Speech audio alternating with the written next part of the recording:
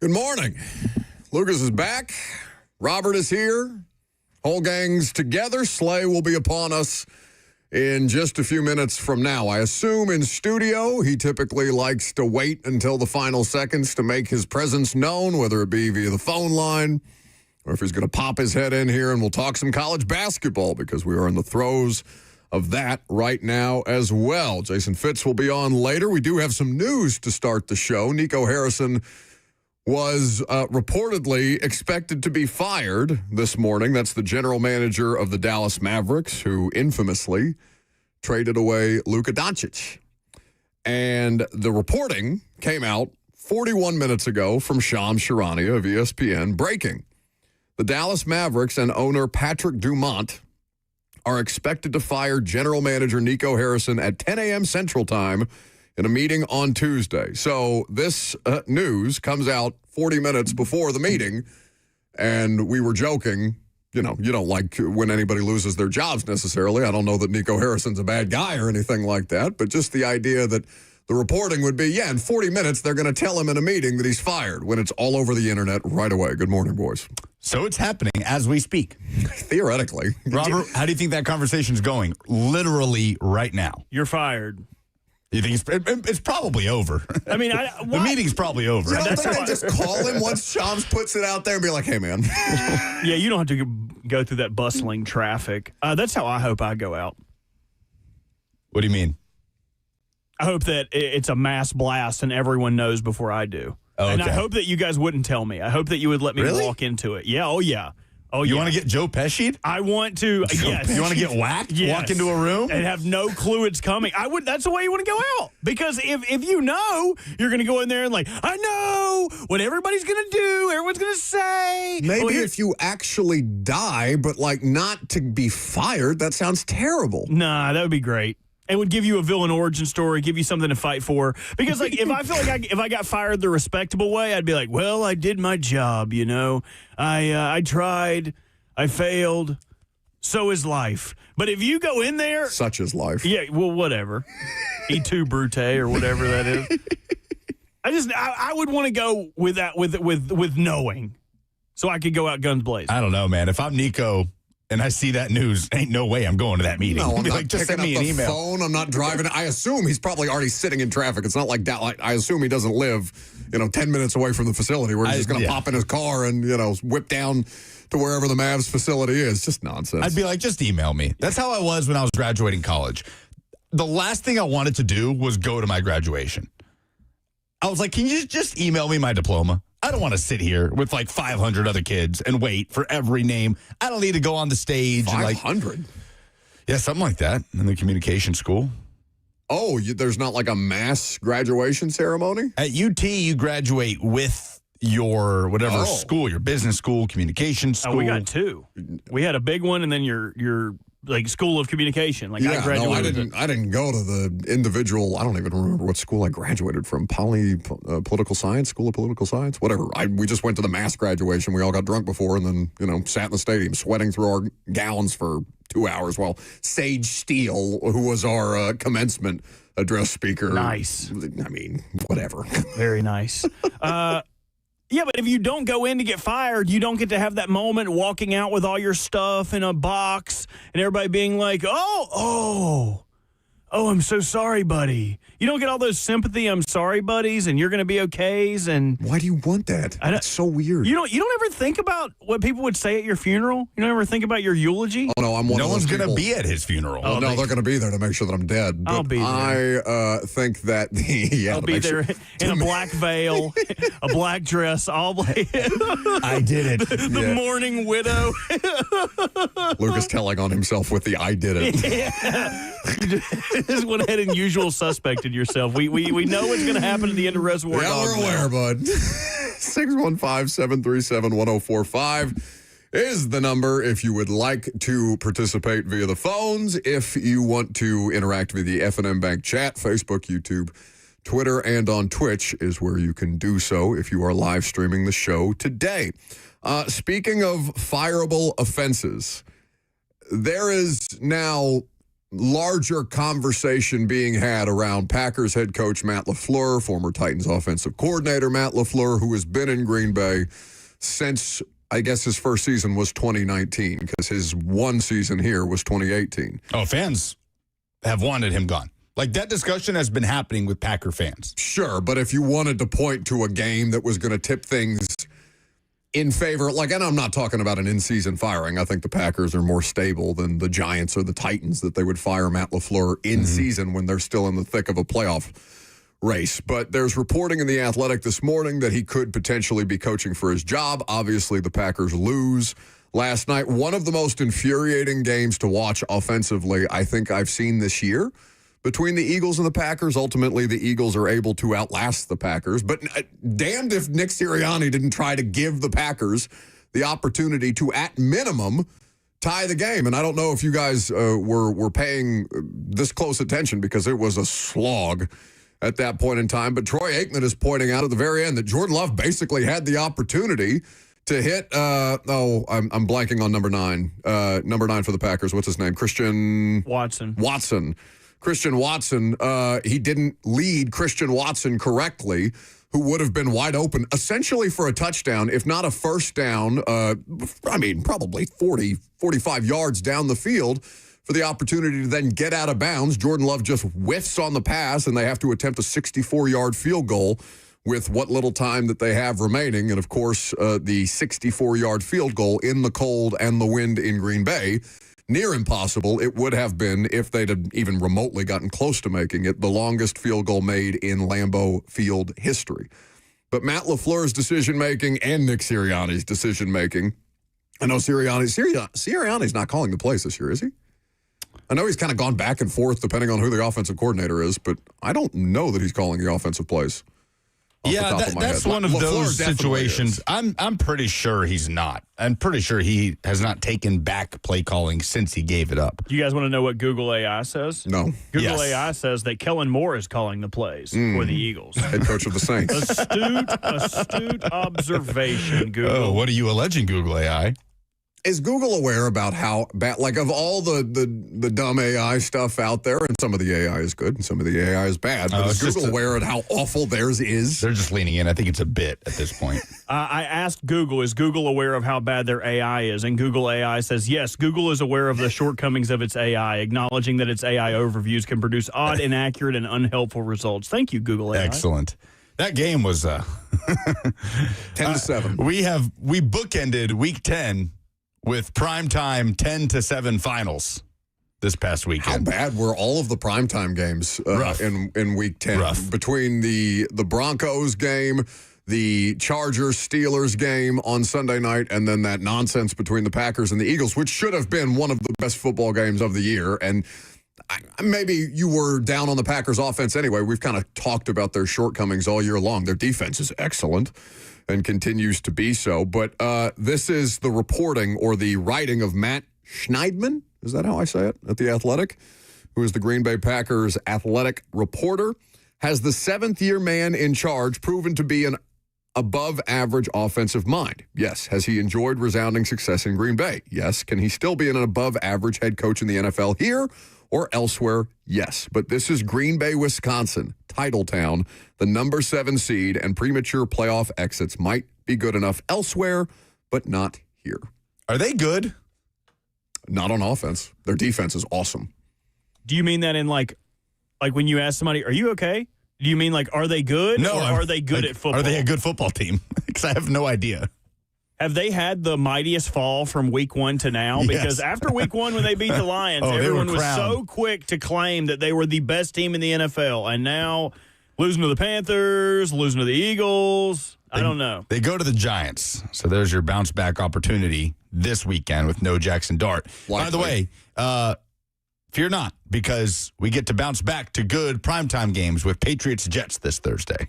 Oh, God. So I don't know. Like the Jets haven't, at least the Jets are entertaining. They had a kickoff return touchdown and a punt return touchdown. I know Justin Fields is awful to watch, but, I mean, at least they've got something going on. They damn near scored 40 points in a loss. Wait, did they beat the Bengals? They did beat the Bengals. They did. So, I mean, I've seen more from the Jets than I have a lot of these teams this year. Even if the Jets are, useless, they're a 2-7 football team at this point in time. I don't know. I mean, I allow for the opportunity for a divisional game because how funny would it be if the Jets beat the Patriots?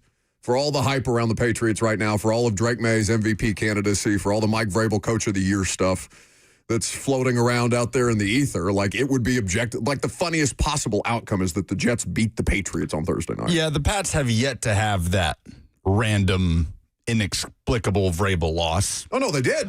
It was week one. But week one is week one. Like, I'm talking about when you know what these teams are, and like, were they even favored? Against the Raiders, I think they were at Vegas. I doubt it. I bet the Raiders were favored in that game. I bet so, too. But we didn't know anything about either team. We didn't know Vegas was going to look as bad as they have, and the Pats obviously are way ahead of schedule from expectation. So you never know. So we will pivot back to some football conversation later, but in the meantime, Ron Slay is going to join us. We'll get into a little bit of college hoops on Buck Rising. It's 104.5 The Zone.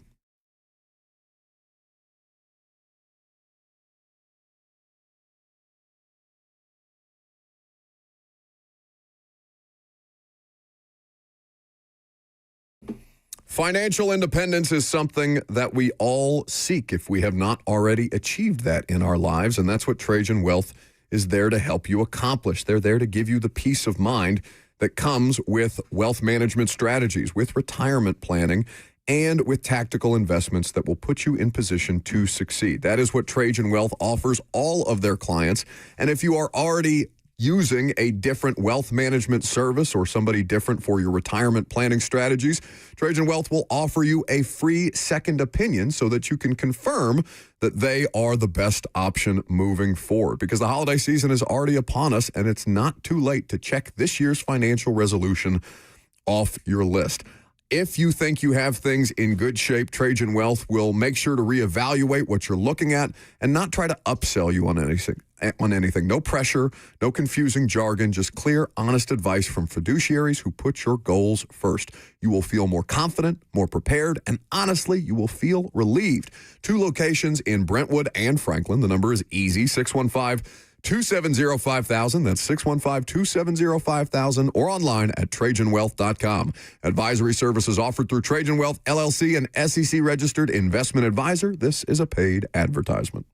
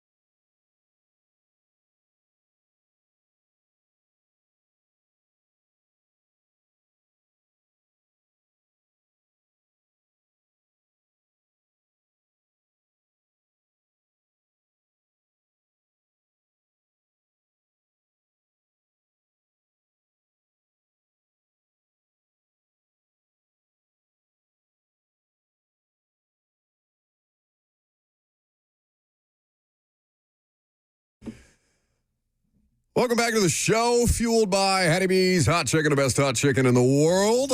Ron Slay Yeah. is here. What's happening, good people? It must be basketball season. Listen, Buck, man. Listen. I'm just so elated to be able to be in your grace, dog. You know what I mean? Because first and foremost, you my dog. I almost said the wrong one. But I mess with you the long way. Which is, by the way, the highest honor that you almost made that mistake. That you almost made that mistake with me. Level. That's comfort level with my dog. That's all we want. See, and I rock with the dude behind the glass. What up, Bert? What's going on, big dog? Man, I can't call it, man. Let me just say something to my counterpart, man, because I rock with him too, Pan the man, dog. Man, Buck, don't you know, man, something that I never had to go through with you, man. Like, I've never had to come in here and be a guy sitting in my seat, you know what I mean, already doing the interview on my time. You would never, ever in your life double book me. You've never done that, Buckaroo. Not once. And I mean, and I hold you to a high esteem, you know what I'm saying? And my guy behind the glass, my guy Bert would never do a thing like that. He would call me and be like, hey, man, we're going to do this, you know what I mean? That's what we're going to roll with. And then my brother Pan the man, like it's happening over and over. First he steal the cookies, then he double booked me. This is Santa got a list, and Big Slay got a list, and I'm checking it twice. And Pan, your Christmas ain't looking too good right now, brother. I don't know what you're gonna do with yourself, man. Clearly, whatever standards you had for me were way too high. You better drop those. You just shooting yourself down. You better, put them down, Slay. Put them down. Those standards were way too high. See, I thought you wanted to be, you know what I mean, the creme de la creme, Pan, man. No, you never acted like this. We just allow him to think that way. It's kind of an inferiority complex that we're working. We're trying to build him up. And he continues to make these mistakes to where we have to knock him down from time to time. Also, again today, he broke into the cookies. Are those Slay's cookies that you ate today? Ramon offered me some cookies, and I took them. I bet he did. The way I have seen The Matrix, and we can get to your Matrix reference. Ignorance is bliss. Is my favorite quote of all time. Yeah, well, God knows you live by that. I don't think we've had Slay in here since he decided that he's going to start poisoning the snacks in the studio, and he's gotten 2 of the 3. Yeah. But the one person who would not dare pilfer Ron Slay's snack supply. Hell, even Bullock will rummage around through my lunchbox. I know it. through the lunchbox when he comes in. I just want you to know that I always got you, big dog. I know my guy, man. Like we put on an act, Buck, like we don't like each other or something, but you my dog, man. I'm gonna be real, man. Pan, I'm feeling like the little baboon that held up Simba. Like, I'm holding you up to that esteem right there. I need to put you down. Oh, yeah. Okay. Yeah. What was the baboon's name from Lion Was it King? Rafiki? Rafiki. Yeah, I'm Rafiki. Yeah, Rafiki had it like all the way as high as possible. You need to be like dangling me by my finger or something. I'm letting you drop you off the cliff. No, it's the meme where Rafiki throws Simba off the cliff at the end. That's what needs to be done. That's what I've been orchestrating for years at this point in time. Not even Rafiki could have predicted, though, that Nico Harrison would be fired today, Slay, as we will talk some college hoops here in just a second. Tennessee is off to a good start. I'm also excited to talk about Indiana because there's not been enough Indiana talk all year long. We're not going to talk about Indiana. We sure are. We sure are. It's basketball season, baby. If I can't have joy from the sports coverage that we do for 3 hours a day, damn sure if Slay's here, I'm going to talk Indiana basketball. Well, yeah, I can do it off the air. No, that's fine. How funny is it, Slay, that Nico Harrison, not that Nico Harrison got fired because you don't like to see, and again, I don't know the person, so I'm not going to assume that he's a bad guy just because he made a bad decision or a bad deal. But the idea that the reporting around his firing is that ownership is shocked by how much negativity there is surrounding the franchise after they traded Luka Doncic for a bag of beans. Yeah, and I think the part of it that gets everybody, you traded a guy that was walking into his prime.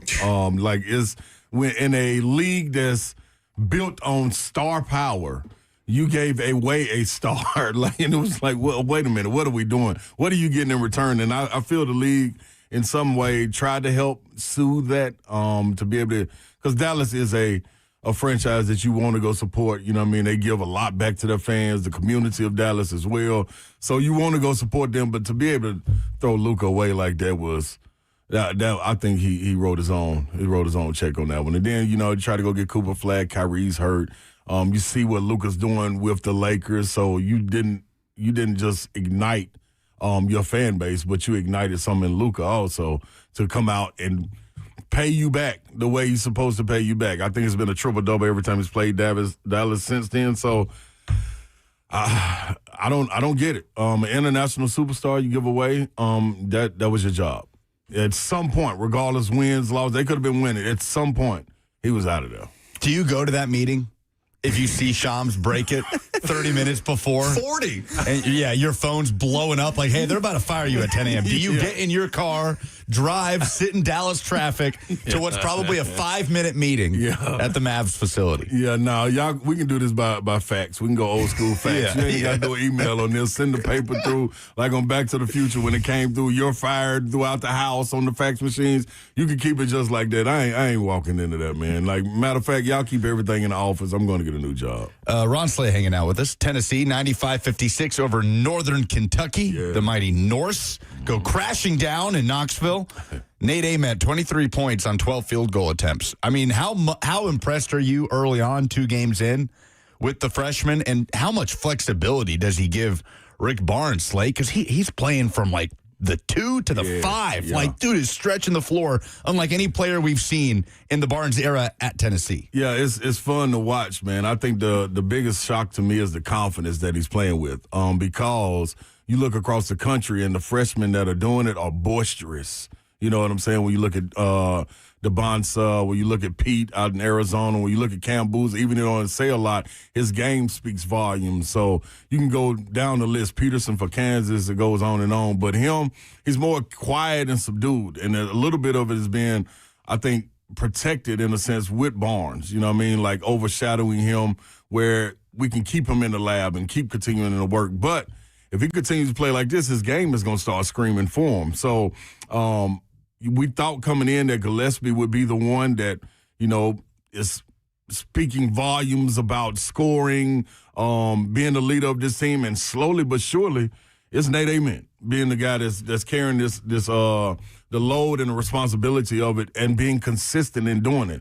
I think also you got to give a credit to, I always say this, the strength and conditioning coach, man, because the bumps that he's taking lower body and still able to square up his shot, riding guys that's tough to do, man, as a freshman coming in. And you saw how frail he was, you know what I mean, when he first walked in. I think he put on like 15 pounds. But to be able to go to the basket, riding a defender, and still be able to square his shoulders in the air and not miss, that's pretty tough. So I don't even think you scraped the plate on what he's going to be. And I think you got to wait to see that once you get to SEC conference play and then mid-January to the end of January to see him kind of peak and be able to ride into March Madness. It's fun to watch. It's good that they can kind of ease him in, right? You get Houston, Thanksgiving week first, a real big challenge, and all of these Northern Kentucky, Northern Alabamas of the world.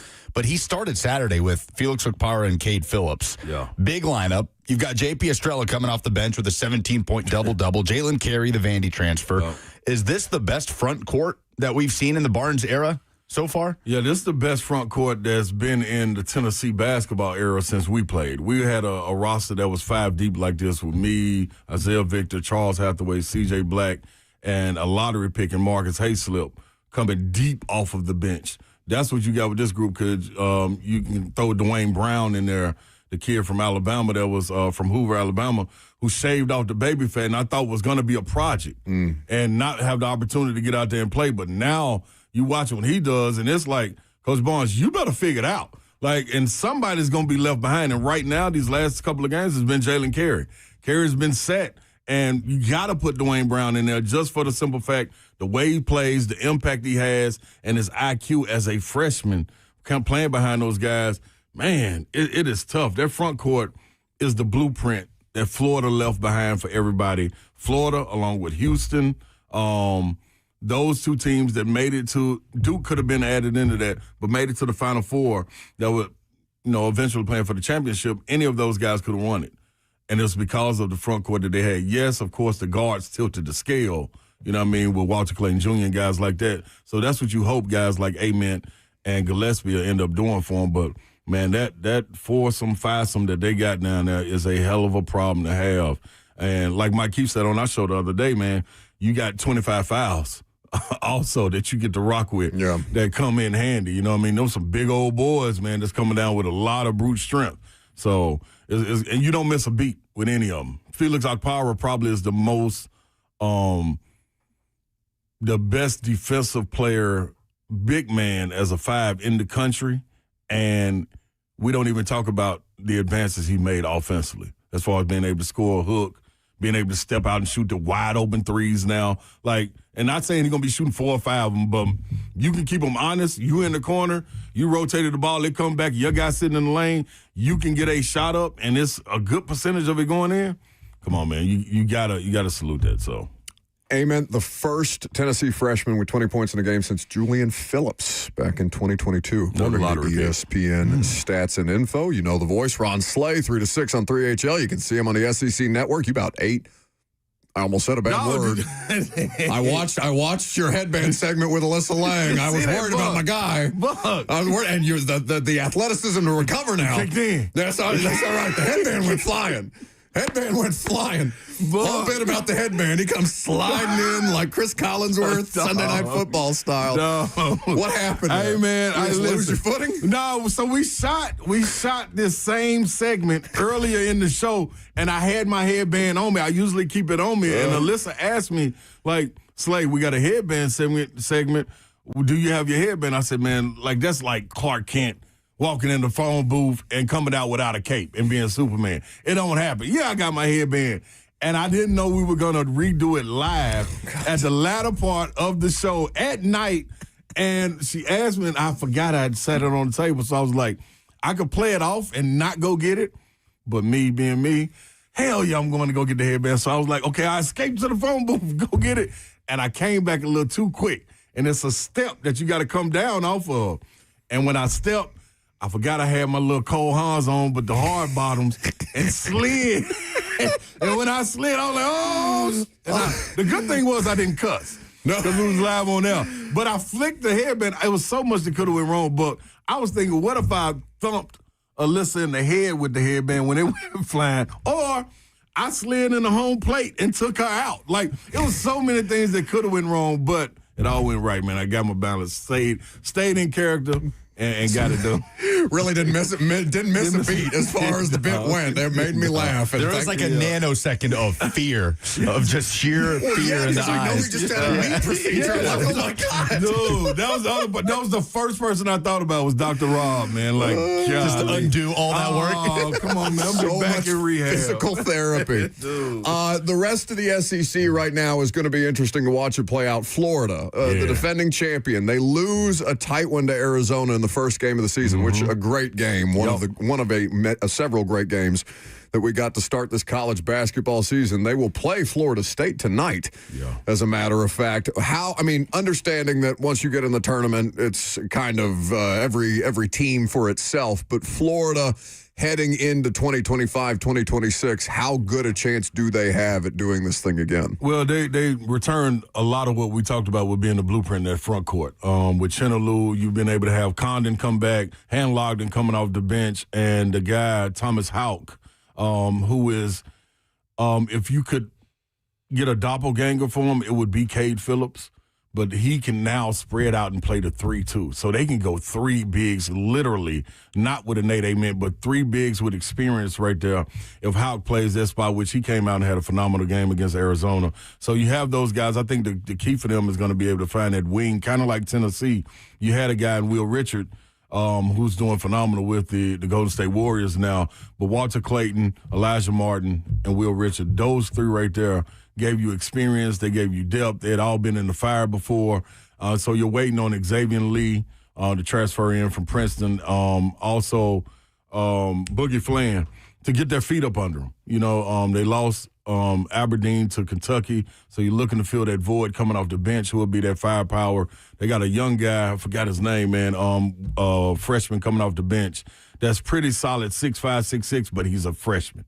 So it's going to be interesting. They're going to be tested tonight. Florida State plays a lot like Alabama, up and down, scoring the ball. You're not talking about C.J. Ingram, are you? C.J. Ingram, Okay. yes. C.J. Ingram will be that. So he has a lot of upside, a lot of potential, but you got to bring him along. You bringing him along with two other guards that are trying to figure out the system as well. So, I mean, my guy Todd got his work cut out for him as far as guards go. But that's why you lean on the bigs to be able to carry you over.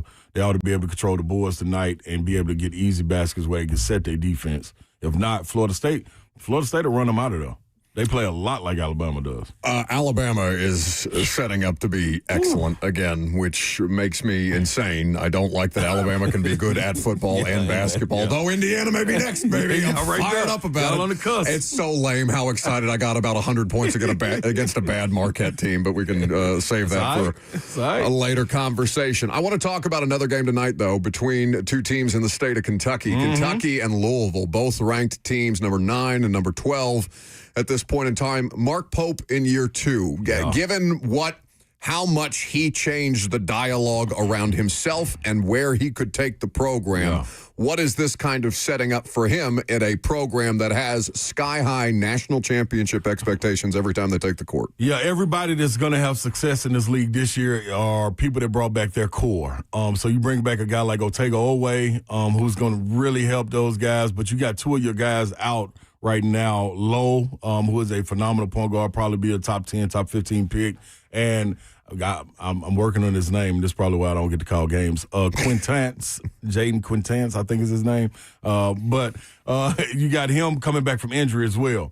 But you have been able to have guys like Colin Chandler come back from last year, who you saw have the posterizing dunk of the year so far in his last game. You got Oweh, you got Garrison down low. You got guys that are coming along. Aberdeen, like I talked about from Florida, going to that team. So you have it set up with the money that you spent in NIL and also with the just the Kentucky Big Blue Nation behind you. You're supposed to be a Final Four team.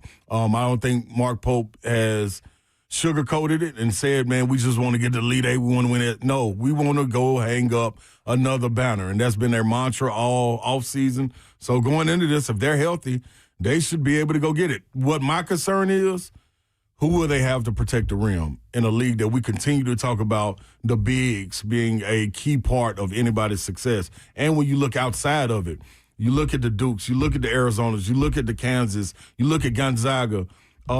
Houston is another one. The physicality down low, if you're depending on a freshman to be able to hold that torch for you, it's going to be tough, man, in this league. So who steps up and gets these guys rolling? But what's funny is it's a mirror image of what's going on down the street in Louisville. Yeah. You know what I mean? Like Kelsey in his year, too, been able to go out and get the recruits just like Coach Pope has. Who got led by a guy, Roots. They got, I think, 6 guys in double figures. They spread the minutes out. They get up and down. It's the old Louisville way of playing. So just like Kentucky, he had to come in and, renovate things for what Cal did. He came in and also renovated what was going on in Louisville. And it's back to the way it's supposed to be. They are a threat. And this right here,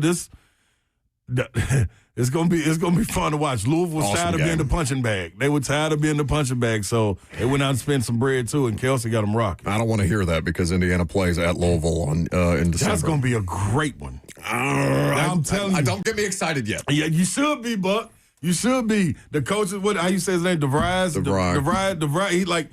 He knows what it takes, and with what you watch for football, basketball is sitting like, man, we've been spending money. Why can't we get that? Then you go get a coach that can go out there and get grassroots coaches underneath him that have connections to go get these 5-star guys that can fit, not just play, but can fit in what they want to do. Man, they're going to be dangerous. Don't do this to me. I'm just Don't do it. Don't give me hope. They're going to be dangerous, dog. Ron Slay in studio. It's about time Kentucky Louisville had some juice, too. It's been a while, so that's going to be fun tonight in Louisville.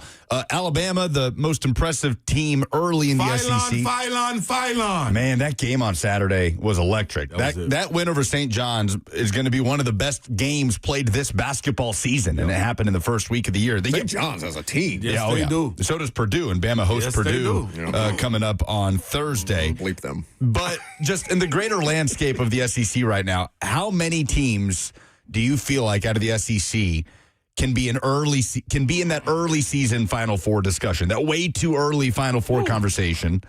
And where does Vanderbilt kind of fall right now in the hierarchy of these teams that are going to be pushing to go back to the dance? Man, I think just because of the length, that's the only thing that will kind of knock Vanderbilt. If they go cold and not shooting well and not, getting scrappy turnovers, Tyler Turner not being able to push the pace and get some steals in the backcourt, things of that nature. But they got Byington will have them right there between 6 and 9, I believe. And that's a good spot to be in. I think that right there can get you a 4 or 5 seed in the tournament, depending on how the SEC shakes out. But as far as Final Four guys, I think Kentucky, Arkansas, man, with Darius Acuff Jr., Lord have mercy, and DJ Wagner, who continuously gets forgotten about.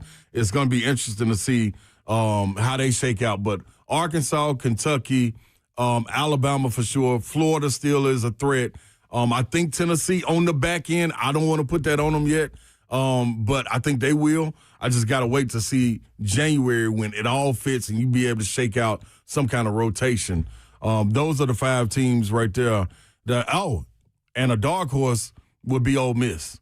Chris Beard finally got guys. A.J. Storr that transferred in, and Malik Deal. You got some guys to lean on, and he got blue-collar guys around him. Like, he's not a guy that works well with a lot of stars or a lot of guys that can score. He need guys like you.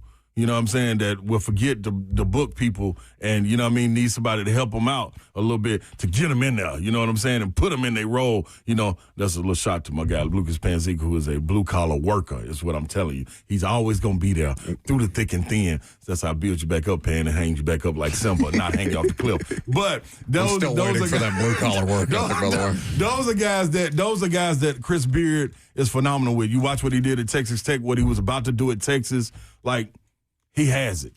So be on the lookout for them. But I think, man, it's going to be close to 13 teams back in the NCAA tournament. There's going to be some swaps, though, people not talking about what McMahon has done down there at LSU. He hit the portal hard, and he got some length. Jalen Reed is back. LSU will be back in the fight. And Michie Johnson going back to South Carolina with Eli Ellis. They got a mean little backcourt. So I think they'll swap out, and I think Mississippi State will miss the tournament. Not sure what Texas or Texas A&M will do with Bucky Ball and Sean Miller, but Ole Miss's Malik Diaz, Slay's pick for SEC Player of the Year. Absolutely. Local product, former Belmont, Vandy. Good player. Yeah, and it's going to be tough because Ament and Darius Acuff Jr., Lord, them boys can play. It should be an awesome year of college basketball in the SEC. I'm fired up about it. I'm fired up to have Ron Slay here with us. Finally, baby. Always good to grace us with his presence. TVs, Ron Slay. What's your TV schedule here? Man, so I'm in Bristol, I think, for the SEC ACC Challenge in studio. Then I don't know if they're going to let me do games because I think they think I'm a little uncontrollable, which I love and the fans love. So isn't that good TV? That's what I say. How much are they paying McAfee to be literally that? Bingo. That's all I'm saying. So I think that at some point I'll get a game between now and December. And then, when the SEC season comes, I'm gone twice a week. I'll be in studio the 29th and the 30th. That's all they kind of keep me on pins and needles when they're going to let me go. So a shame. That's a shame. In the meantime, you can hear him on 3HL 3 to 6. Ron Slay, good enough to hang out with us. Robert, what do I have to give away? I'll tell you if Ron Slay will stay for Oh No. Hell yeah. Oh, yeah. All right, 615-737-1045. If you call in and give us the thing in sports that made you say, oh, no, you win a $100 gift card to a Moment's Peace Salon and Day Spa. What else is in the nebulous prize bucket? 2 tickets to see Matt Rife at Bridgestone Arena on... I hate when they put the numbers. October 24th next year.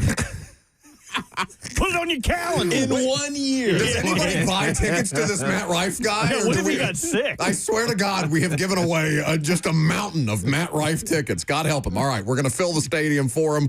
It sounds like Ron Slay going to stick around. I'm Buck Rising. It's 104.5 The Zone.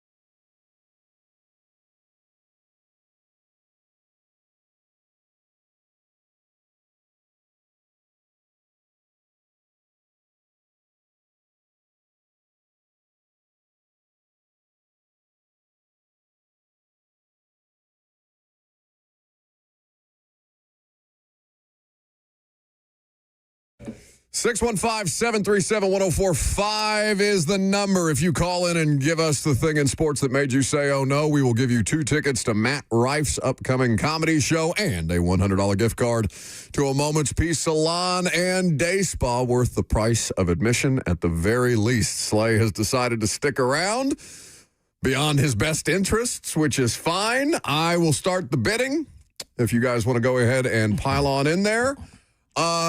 Lucas, I don't give you credit for much for reasons that are obvious. It's blue collar. But blue collar, I'm still waiting for that. I'm glad that you have seen that because I'm still waiting. But what I will tell people is that if you think that you are capable of doing play-by-play, you are wrong if you have never done play-by-play before, as evidenced by the President of the United States sitting in the Fox booth with Jonathan. Have you heard this, Lucas? Yeah. Okay, with Jonathan Vilma and Kenny Albert? Yeah, Kenny Albert. Kenny Albert on Fox in the midst of the Commanders getting their asses whipped by the Detroit Lions. Can I hear Donald Trump or Kenny Albert offering Donald Trump the opportunity to call a 2nd and 7 play? Well, I would like that if you'd like me to, but I will say that your second string, your backup quarterback is a good quarterback, and he's had some very good games for you, and your first string quarterback has the potential, I think, to be a great quarterback. He's got to stop the injuries somehow. And let's see, we have a very important, I think this is a very important couple of plays. Here we go. Second and 7. You're right, 2nd and 7. Thank you, Kenny. Let's see what happens. Whoa. That's All right. Krosky Merritt. Not bad. Takes it down to the 5-yard line. That's right. Whoa. 2-yard gain. He said, whoa. No, he said it with the question mark. Whoa. It's one of the funniest things I've ever heard. In his defense, it was a couple of important plays. 3rd down in the red zone, down 20-plus points. Got to get a touchdown. Some love for Titans legend Marcus Mariota, your second string That's quarterback. right. He's a very good quarterback. Many people are saying, whoa. Let's go. Made me say, oh, no. Well done, Donnie. Where's the part where you give me credit? Still waiting on You're that better part. than that. Oh, that's good. Well, You're better than that. Right there, man. part of that stretch of Donald Trump doing play-by-play, doing commentary with Vilma and Albert in the booth was that Traylon Burks? Traylon Burks catching passes for the Washington Commanders? Titans legends, Popping Mariota up. to Burks. 3 catches for 58 yards, a long of 37? Is that more receiving yards than he had all of last season? Hey, Buck. Why don't we do a little digging here and find out? Why would we need to dig? Why can't we just Because celebrate that is the small- correct. You wouldn't wash that Traylon Burks jersey. Had 34 total receiving yards in 2024. Yes. That's his best performance in a game since a December game against Houston in 2023, where he had 3 catches for 62 yards. I'm still so That's mad when, at you. that's when he was peaking. Shut up. Shut up. Before I send your big ass to the shadows. Just shut What up. made me say, oh no, is what do I see today from Adam Schefter? The Washington Commanders, who will not travel with the team tonight to Madrid because they're going to Spain to play the Dolphins because that's what the Spanish population is clamoring for. As one does. I digress. The following Commanders have been rolled out. Jaden Daniels, Ale Cajo, Trey Amos, and Traylon Burks with a finger. Oh no. No, that really ain't no, oh no. I think it's strategy in that. No, seriously. No, this is what you got to think about. They saw what they had in them. So him and Jaden, they set them together. Y'all stay back on this trip. The future. Y'all get ready for this stretch run we about to put together. It's all about knowing what you're going to get going into next year, Buck. You see these coaches getting fired? Everybody's doing a check, man, of what they have personnel-wise. And they said, okay, we seen this game. Hide him. Hide him. We know his potential. You know how Hide hard him. it is for you to make my blood pressure spike more than these 2 idiots? Can't have that finger swelling on the flight. No. Him and Daniel stay back. That right there, that connection. Can you imagine with those 60? What would he get? How many? 53 yards? How many yards? It don't even matter. It's celebrating the small victories. That's what you got to understand. If Marcus can do that, imagine what Jaden can do. when he scrambled and the cornerback comes off Traylon Burks, then he hit him up the sideline. That's 60 for 70 yards right there, touchdown. What we need That's is exactly what Donald Trump was talking about. we need a Magic Johnson tweet about Traylon Burks. That's how we'll know that he's officially back. I'm going to reach out to some people. Robert, do you have anything? I do, yeah. See, and I think that leads right into my oh no.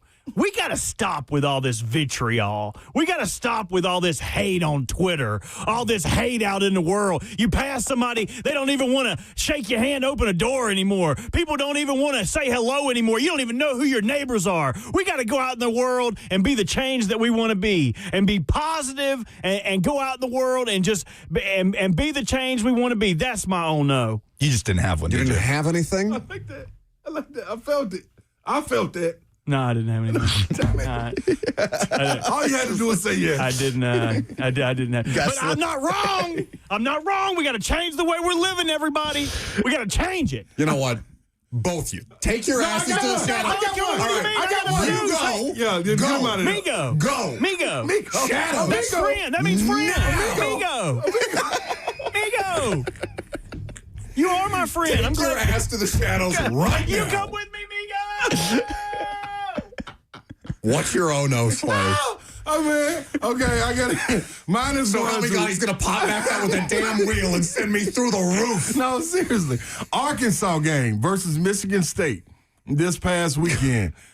Arkansas lost at the buzzer. Trevor Brazile shot a air ball three, which was, I know they wasn't drawn up for him to do, but Darius Acuff Jr. was standing beside him. He didn't give him the ball. He shot it anyway with like 3 seconds left. Air ball, game's over. They're chanting air ball as he's walking off the floor. The game's over. Michigan State came out with a great victory. He has the towel around his neck. Did you see this? And one of the guys, Michigan State fans that are not booing him, they're looking straight ahead celebrating, but guys around the guy is booing him. Trevor Brazile walking out of the tunnel about 4 rows up, acts like he's stretching and whiplash the towel into the student's face. Like hard. And Like hard. Like very hard. And then look back like, oh, my bad. No, Who, dog. me? Yeah, Oh, you're no. wrong, dog. You're dead wrong. That's my oh no. He ought to be fined.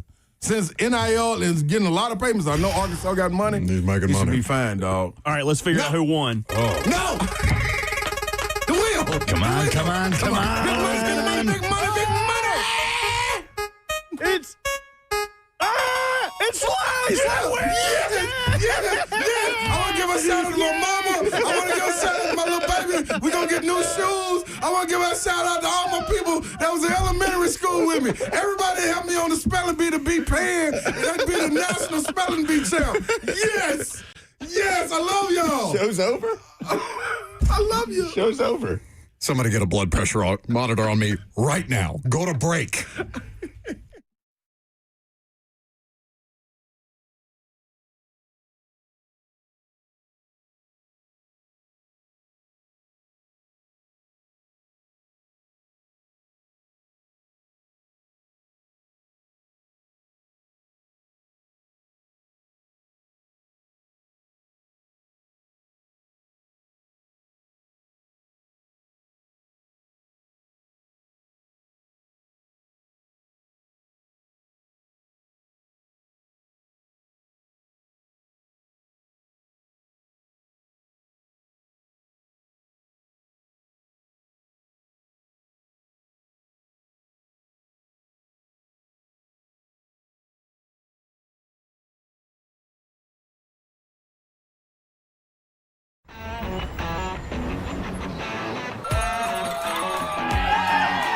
Smashville hockey. Around here, it can sound like a language of its own. But hey, if you can pronounce Demumbrian, then names like Yossi, Shea, and Marchessault will roll right off the tongue. Nashville Predators, only in Smashville. One of the largest sports books east of the Mississippi, Circa Sports Kentucky, is now open. Catch all your favorite games on an 80-foot screen with stadium-style seating and live VSiN broadcast daily. Circa Sports, now open at the Mint Gaming Hall, Kentucky Downs.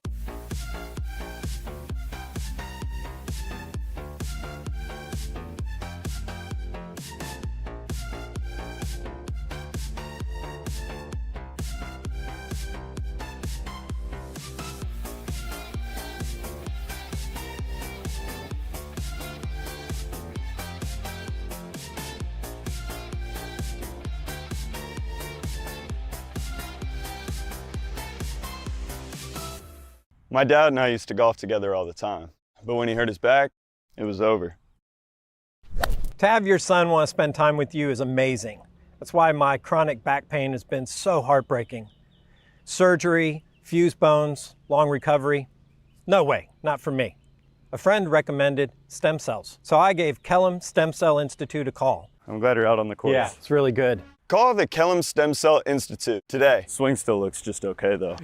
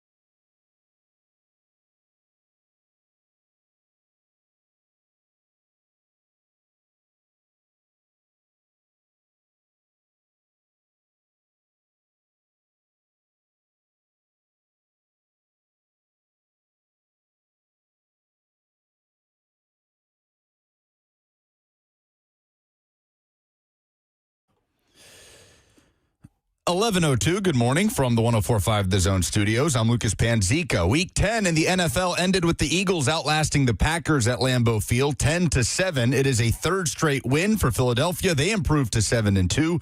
Green Bay falls to 5-3-1. The Titans come out of the bye week preparing to host the Texans on Sunday. The team designated running back Khalil Mullings and safety Mike Brown to return to practice from IR on Monday. In other news, the Dallas Mavericks have fired general manager Nico Harrison. The move comes 9 months after the infamous trade of Luka Doncic to the LA Lakers. The Nashville Predators lost a fifth straight at the Rangers, 6-3 the final on Monday. They head to Sweden this week for a pair of matchups against Pittsburgh starting Friday. For all your foundation repairs and waterproofing needs, visit USSTN.com. Breaking news at once on your home for the Titans and Vols. This is 104.5 The Zone.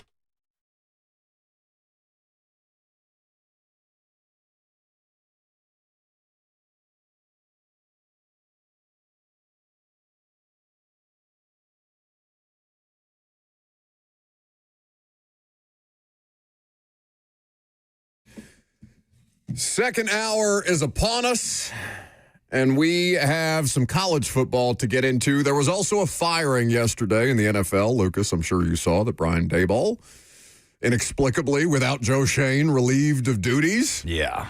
Just bizarre behavior. But again, the Giants have been bad for a certain number of reasons, and they will continue to be bad until they, like the local professional football team, stop doing things in erratic fashion. But we will talk about the difference between those two jobs because it does present a unique opportunity, but also cost-benefit analysis for Titans fans who are interested in the next head coach of the football team. We'll explain more of that here in just a second. In the meantime, we just did Oh No, and there was a submission for Oh No that was Vol adjacent, featuring Butch Jones. We do have some LSU and Brian Kelly news to also get into. It's, honestly, at some point we got to call Dan Lust, because I don't know if you saw the latest betting scandal in baseball, where there are now baseball players who are accused of rigging games at least a party to the larger NBA betting scandal that was uncovered a couple of weeks ago. There's going to be litigation all over the place. Perhaps it is time to call the lawyer, Dan Lust, and potentially with this LSU Brian Kelly story that we'll get to here in just a second. But what do you have on the Butch Jones front that would be Oh No related? Oh, a lot of folks were submitting this for us in the last segment. So Butch, obviously, is the head coach at Arkansas State. Before their matchup at home this past weekend against Southern Miss, Butch could be seen walking out of the tunnel, his team behind him, arms outstretched, looking around and mouthing, "Where are the fans?" As Arkansas State went on to lose 27-21 to Southern Miss, dropping to 5-5 on the season. So they're still sitting there with the shot to get into bowl game contention. They play Louisiana and App State to close out the season. But that was a common submission from a lot of people. Butch saying, "Where are the fans?" Because apparently there were none in Jonesboro, and they seem to have wised up to the used car salesman that is Butch Jones. Speaking of used car salesman, Brian Kelly. Robert, what do you have back there before we get into this? I looked up a picture of Butch Jones for this, and I don't know how to say this coming off my Oh No, where I'm not going to be mean, so I'm going to say this as nicely as possible. Given that you didn't have an Oh No, I suppose that's a start. What is going on with Butch Jones's face and body as he gets older? Okay, you guys know how Ray Liotta just started to look weird at the end of his life? Puffy. Puffy and stretched and like tight leather. And I feel like that's happening to Butch Jones. Ray Liotta might be Butch Jones's father. I'm going to put a side by side together, and I just think that they look eerily similar. Look at Butch Jones's face. I kind of do see it. Where he's stretching, they have weird features that are shared, and I can't unsee it now. Maybe I'm the only one. No, I mean, but Butch has always kind of had that like he looks like he's just dealing with some, what's it called, inflammation, but it's in his face. You know what I'm saying? Like, he's always had that purplish red hue about him. Now he looks frankly in better shape than he did at Tennessee. He also looks significantly older, and it's been some time since Butch Jones was at Tennessee, so understand that's a part of the normal aging process. But yeah, it's I don't know, it's just he looks a bit like a leather handbag. Yeah, okay. Thanks for Google AI for clearing this up. Butch Jones, the American football coach, is not related to the late actor Ray Liotta. Butch is married to Barb Jones, and they have 3 sons. Ray Liotta is married. Can you name the first lady of every Vols head coach? You said yep like you could. Well, I only know his wife's name is Barbara because Tennessee football used to do this thing on its social media accounts, which Butch was heavily involved in. Yep. Everything except football. That they would do Barb's chip dip player of the week. Stop it. Yes. Like her favorite player on Tennessee's football team of that particular week would get like a shout out on Tennessee's official Twitter account called Barb's chip dip player of the week because apparently she makes a good chip dip. What was Jeremy Pruitt's wife's name? Casey. What was Jim Chaney's? He was an interim. What was Derek Dooley's wife's name? I don't know. I don't know the first lady. You know Lane Kiffin, though. Layla, yeah. They're back together. You know Josh Heupels? I don't know Josh Heupels' wife's name. No! I don't know that. I do not know the of Josh first Heupels' lyou wife. of Tennessee football. He's losing his fastball. You don't even know. Okay, It's disgusting that you were even able to name one. Do you have a guess? Do you have a guess? Oh, give me a hint. We work with one here. Slay Heupel, yes. Is it Dawn? Is his name Dawn? It's Dawn. Nice. The only woman on the air. Yes. Brent Ron Slay Heupel. The way he smiled when he said that, like it was almost like the modus operandi thing where he was just hoping none of us would notice and that he could just slide it under our noses. Was that right about Pruitt's wife? Yes. Oh, I don't know. I have no idea. You're just guessing. What You're was just saying Philip names. Fulmer's wife? Oh, I don't know, Phil. Oh, Samantha. Everyone knows that one. Johnny Majors? No, that's Martha? Come on, dude. Rest in peace. It's been 2 weeks since LSU fired Brian Kelly. I don't know his wife's name, but they are very rich, or are they? No, they are. But could they be richer? Yeah, this is an interesting story that came to light. Was this last night or early this morning that the reporting was done? That LSU is still technically in a standoff. I don't know who's calling me from Brazil, Indiana. Answer it. Wait, what? That's where Lucas is from. You've been lying about it this whole. You're from Brazil, Indiana? Oh yes, I'm a Brazilian They also all have fat asses in Brazil, Indiana. No way. We should go. Is it actually spelled like the country? No, that's correct. How That's else so would you funny. spell Why it? is there a Brazil, Indiana? Isn't there a Rome? Paris, Tennessee? Well, Rome, Georgia. Isn't there a Cairo, Illinois? But I think it's spelled like Cairo. Not Egypt. around here. It's Cairo, baby. Oh, man. As for me and mine, we'll say Cairo correctly. That's so funny. Brazil. Well, you got to answer it now. That's too late. I just got a voicemail notification, and all it says is goodbye, which means automated voice message. Scary. So Ominous. Who do you know in Brazil that may be leaving us? Goodbye. Goodbye forever. Who, me or them? I don't know. Should we be? Is it like WTN? Are we getting threats? Maybe Anyway, it was Brian Kelly. I've always wanted a death threat. Maybe it was Brian Kelly letting you know goodbye. He's leaving LSU. Well, he would like to because he wants his money. And that's the reporting of the day, is that apparently he and LSU are still in a standoff because of the terms of the buyout. So the contract was 10 years, $95 million, and it called in the letter of the contract, calls for him to be paid 90% of his remaining salary for the life of his contract, which would then, as you well know, put LSU on the hook for ballpark $54 million.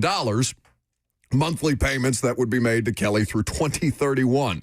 LSU wanted to negotiate a smaller payment to Brian Kelly that would give him a significant payout up front, but would ultimately save the program money in the long term. The benefit in their presentation to him on this front would be getting all of the money, or a large chunk of the money in one lump sum up front, and then the LSU would be able to remove what is called mitigation language on his future earnings from coaching. Apparently, those negotiations have not been able to advance. There is documents that have been obtained by the Baton Rouge Advocate, where Kelly's lawyers sent a letter to the new AD at LSU on November 5th, indicating his expectation that the school will pay his, quote, full liquidated damages, meaning the full $54 million buyout. Kelly apparently showed a willingness to engage in such conversations immediately after his firing, but rejected offers of $25 million and $30 million that were presented to him.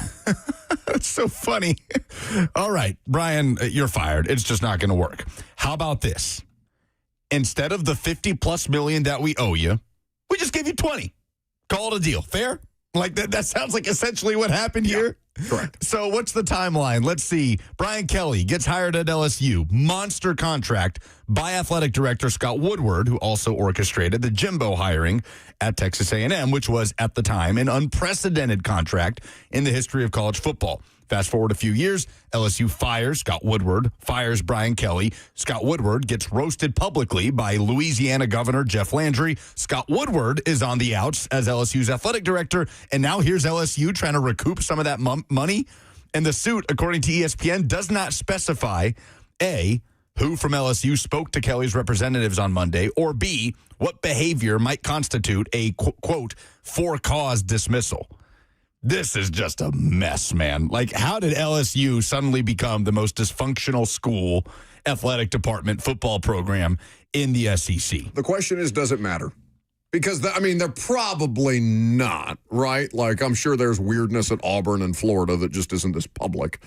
But LSU, no, it's been public. Yeah, like the weirdness at Auburn has been public for a few years now, and it feels like there might finally be some level of alignment there, as opposed to when they were firing Brian Harsin and all the toxicity that came with that.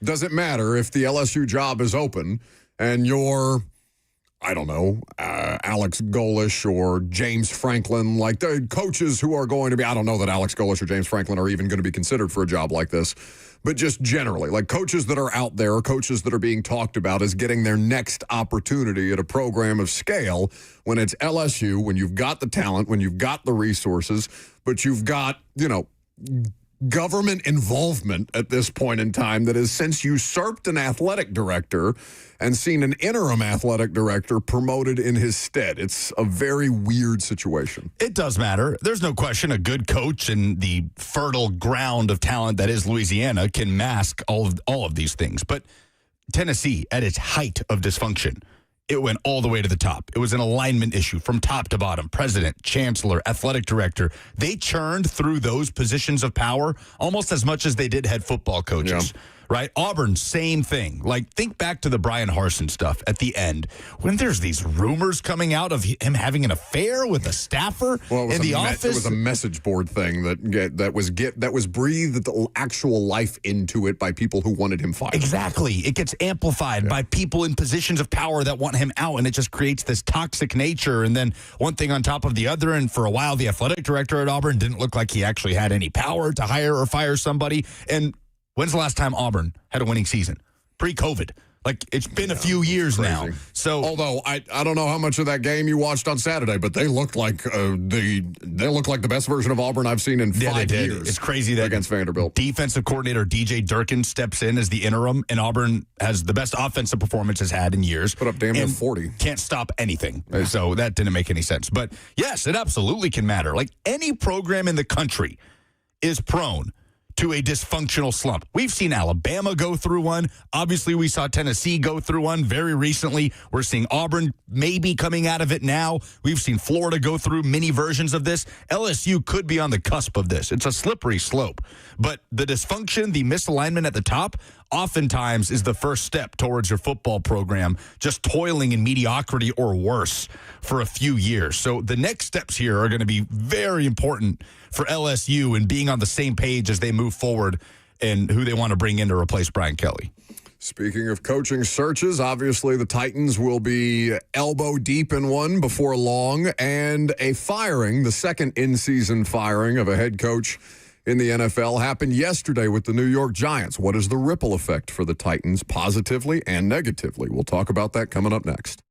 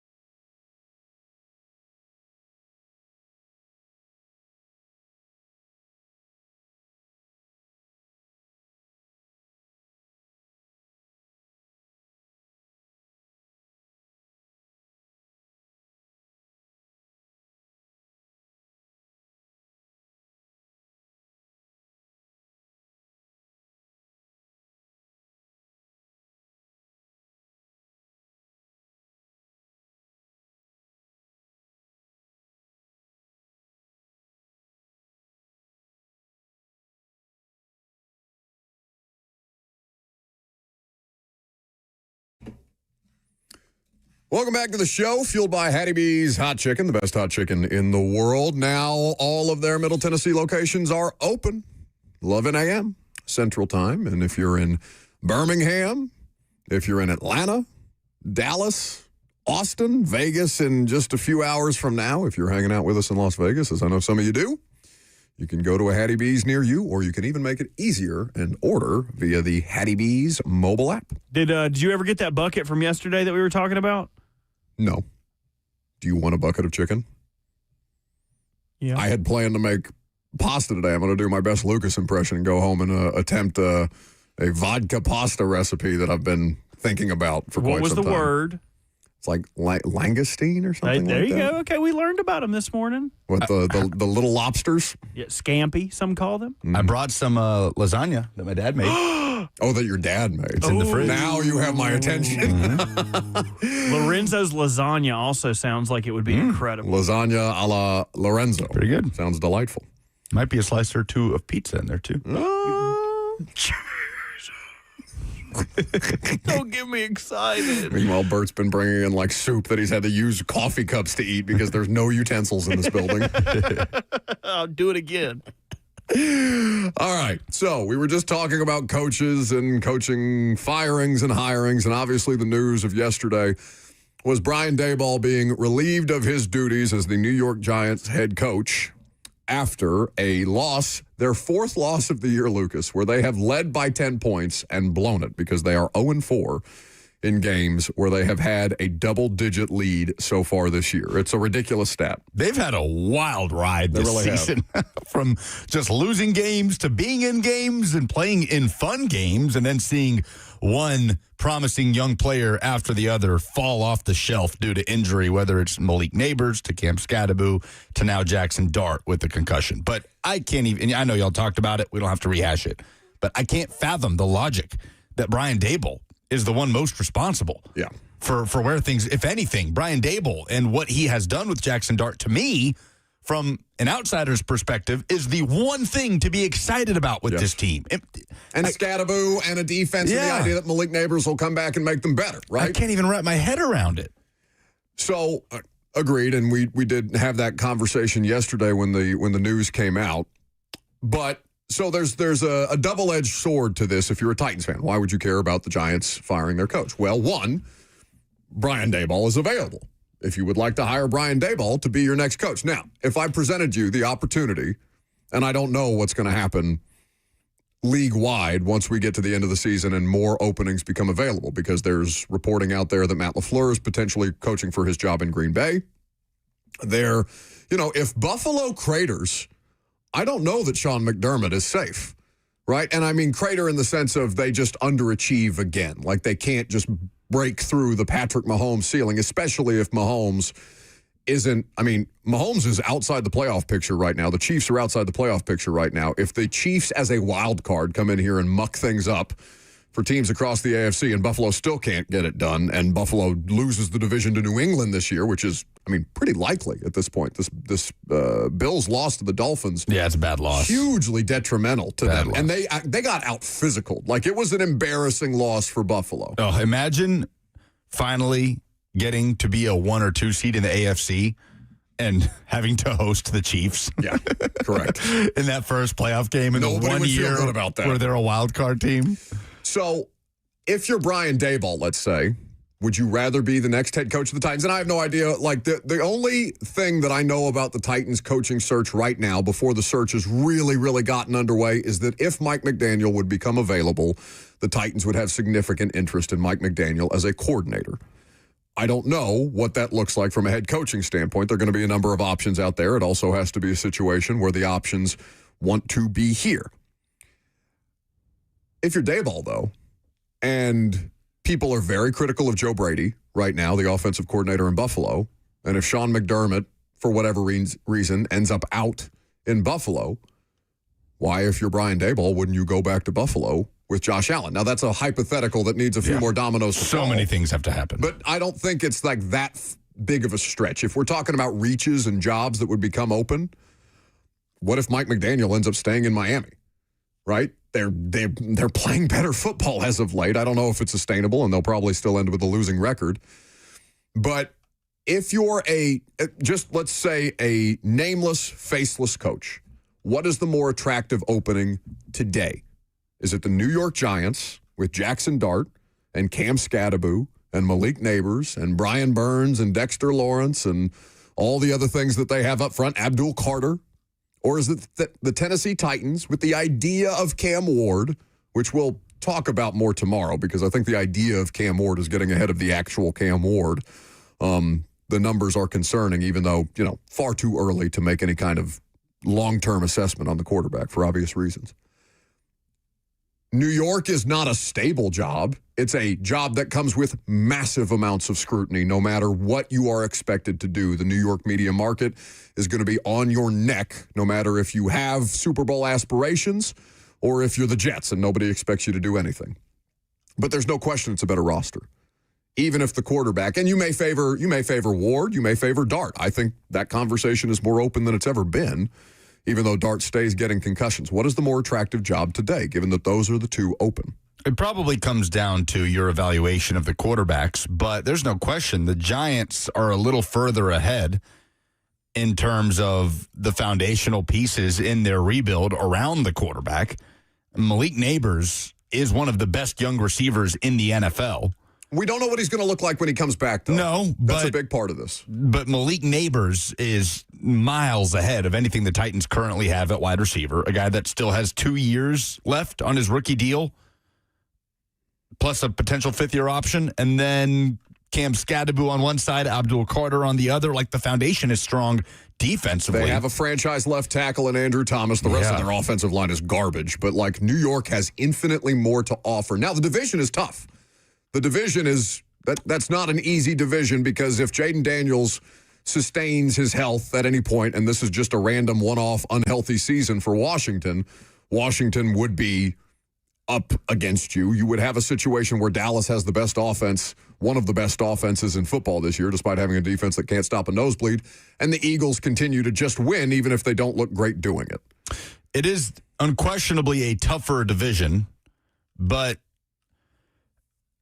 I do think the Giants situation, because both are in a quote-unquote rebuild. Yes. Right?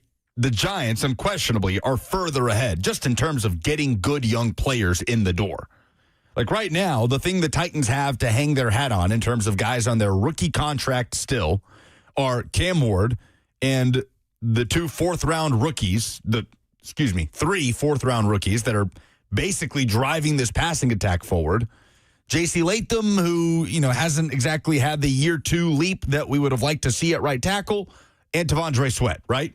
Am I missing anybody that, are basic foundational pieces still on their rookie deal? I suppose Skoronski, but he's getting near the end of his rookie deal. Giants have more of those kind of guys. Yeah. So if you like Cam Ward that much more than Jackson Dart, then that to me is the only thing right now that could push the Titans ahead of the Giants if you were a candidate weighing both options. Not to mention, the patience factor is absolutely out there.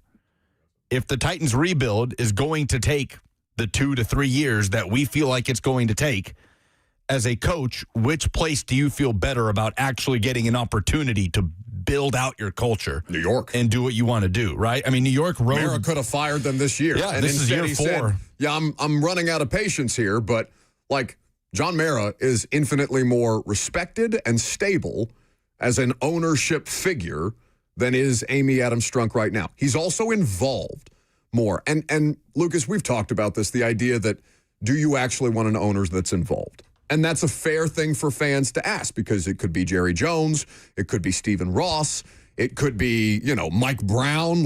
There are cautionary tales all over the place. But I will tell you that people in an NFL building, and not just the one that I cover, they do have a level of respect for the fact that Jerry Jones is there every day, that he is there getting his hands dirty in it, even if Jerry causes more headaches than he does good. There is something to be said about that. People will, if you feel like your owner is in the trenches with you, that does give you a level of, this is, however the decision-making goes, at least I know that they're going to be involved on a day-to-day basis, which is not something that you can say about this place. Yeah, I think fans always err on the side of, I don't want my owner. For sure. But I'm talking about people in an NFL building. I'm not talking about fans. I'm talking about the people that would be working for you in this situation. There is a level of buy-in that comes with the understanding that the owner is there in the trenches with you. So the Giants are, I would argue, a significantly better job, even if you feel that Cam has a higher ceiling than Dart does, although that's arguable, I think, at this point in time. And it depends on who comes in here to try and work with Cam Ward at the next level. But it does provide you another candidate, theoretically, in Brian Daboll. It also provides another opening for a candidate that you may want to take. With all of that being said about John Mara and the Giants, Daboll was the first coach in quite some time that they actually sat and let see what develops. Yeah. And that's made a lot of playoff game. Right. And that's made a lot easier when in his first year he wins coach of the year and he takes your team to the playoffs. Like, if that hadn't happened in year one of Brian Daboll, I doubt he would have gone into this season as the head coach of the Giants. There is an asterisk there, too. The Giants have had more head coaching changes in the last decade than the Titans have. Sure, they've made worse hires, though. Like, Robert, we went through the list of fired Giants coaches. Can I interest you in a Pat Shurmur or a Joe Judge or a, McAdoo. Ben McAdoo, the guy with the mustache and a bad haircut? Like, these are not people who have gone on to great success. No, dreadful hires. Right. These are objectively bad hires. So on the one hand, you could say, yes, New York has cycled through more coaches, but the one coach that they felt had more promise than the other guys who were clearly not. I mean, the reports around Joe Judge his first year were nightmarish. McAdoo is on Vrabel's staff. He's a senior defensive assistant. How many former head coaches does Vrabel have on his staff? Because it's Marone. Who's there? McDaniels. McAdoo. Is that it? Oh. That's quite a few. Anyway. I didn't realize Judge is at Ole Miss. He is... Oh, didn't he go to... He went to Mississippi State, too. He's a QB coach at Ole Miss. So, where would you look? So, let's just take... Because Robert Saleh feels like a popular name around here, right? And Robert Saleh would be kind of more in the mold of what you're looking. Robert Saleh would be closer to an ideal candidate than would a Clint Kubiak or a Joe Brady or all of these other first-timers that will take a job because it is one of 32 and they want an opportunity. The next Brian Callahan, no thank you. So if you're Robert Saleh, especially with a defensive background, and you can recruit an offensive coordinator who is going to be your next Mike or Josh McDaniels, a la Vrabel in New England, wouldn't New York be the better opportunity here? There's definitely an argument to be made, but they both have been, like, the Giants have been worse longer, right? Like, Amy Adams Strunk even has more of a sample size of success in her time as controlling owner. Like, how long has John Mara been? Was he the controlling owner when they won those Super Bowls with Eli? I believe so. The Mara family has been in control of the New York Giants. I know the Mara family. I'm talking about John Mara.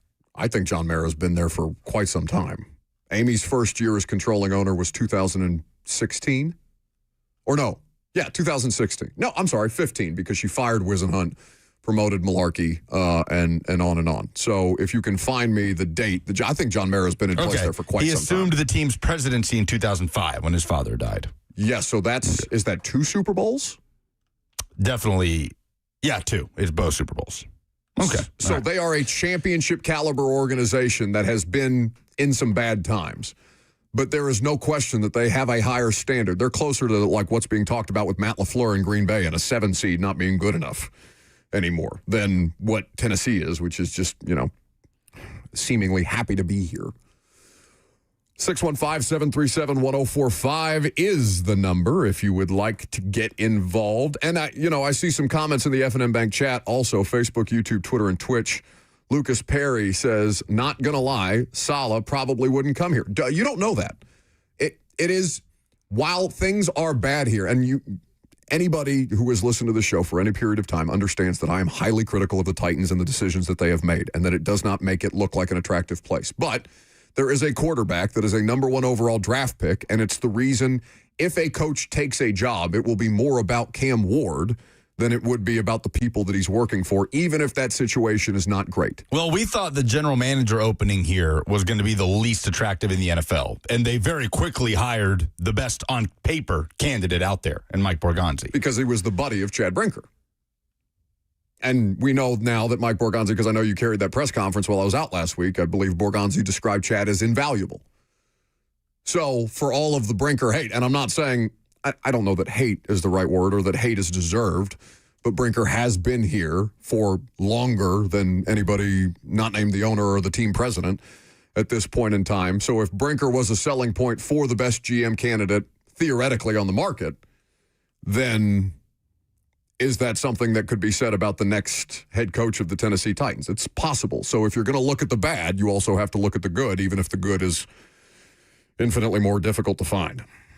615-737-1045. You can jump in if you would like to. We've got our high school football hero. We've got high school football playoffs going on right now, and Forest running back Quincy Mitchell will join us coming up next.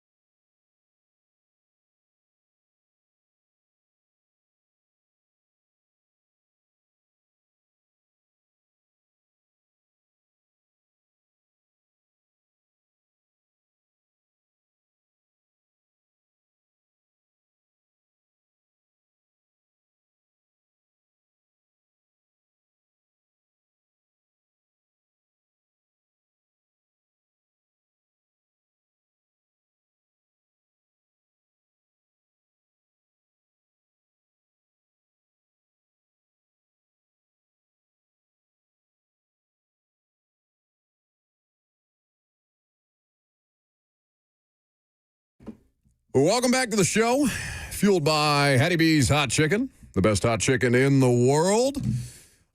Did you do high school football last week before you left for vacation? I did. We were delayed an hour out at Lebanon, and we did end up having a game on MyTV30. Riverdale moving on as they eliminated Lebanon in the first round of the 6A playoffs. We are off this Friday, and we'll be back at it next Friday for our last Friday Night Rivals broadcast. Well, speaking of having a game, Forest running back Quincy Mitchell joins us now. He's this week's Tennessee high school football hero. 43 carries for 406 yards, 6 touchdowns, a 33-yard fumble recovery for a touchdown in their 49-36 win over Chattanooga Prep in the first round of the 3A playoffs. Quincy joins us now. Thanks for doing it, buddy. I can't even imagine what your body feels like after 43 carries and everything else that you did in this game, Quincy. Yes, sir. So how important is it, or how good is it for you to know that that the team is going to put the ball in your hands no matter what, in a circumstance where you have a must-win, a single elimination situation the rest of the way through? It feels good, just knowing that they can rely on me to get the ball and get the job done. Quincy, you've put up big numbers throughout the course of the season. At what point this year do you feel like you really hit your stride to be able to kind of peak at the right time, as it seems like you are? I think it was halfway through our seasons whenever I felt like that I just knew what I was doing, and I knew I could keep continuing and being consistent. 406 yards. I mean, Buck just laid out the stats. 6 touchdowns. Are you at any point in the game even just curious as to what your counting stats are? Like, this is why I was never a high-level athlete, Quincy, but I feel like I would be on the sideline just wondering, I wonder how many yards I'm at this point in the third quarter after my third or fourth touchdown. Like, does that even enter your mind through the course of those 4 quarters? No, sir, not at all. I don't. During the game, I'm not thinking about stats. I'm just thinking about winning the game. It's hilarious that Lucas thinks that's the only reason. That's the only reason. There's not anything else that held me back or limited me. Yeah. Was not a high-level athlete, of course. Yes, famously. Quincy Mitchell is here with us on 104.5 The Zone. So now as you advance through the 3A playoffs, what stands out about the matchup ahead this coming week? They're a pretty good, decent team. Their O-line's pretty fast. D-line's pretty fast. We just come out, play our game. I feel like we'll win.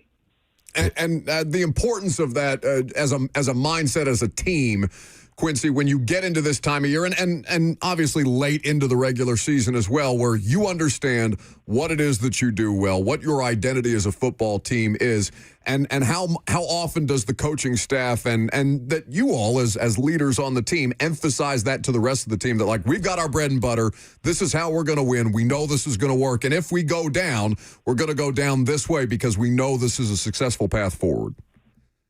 Yes, sir.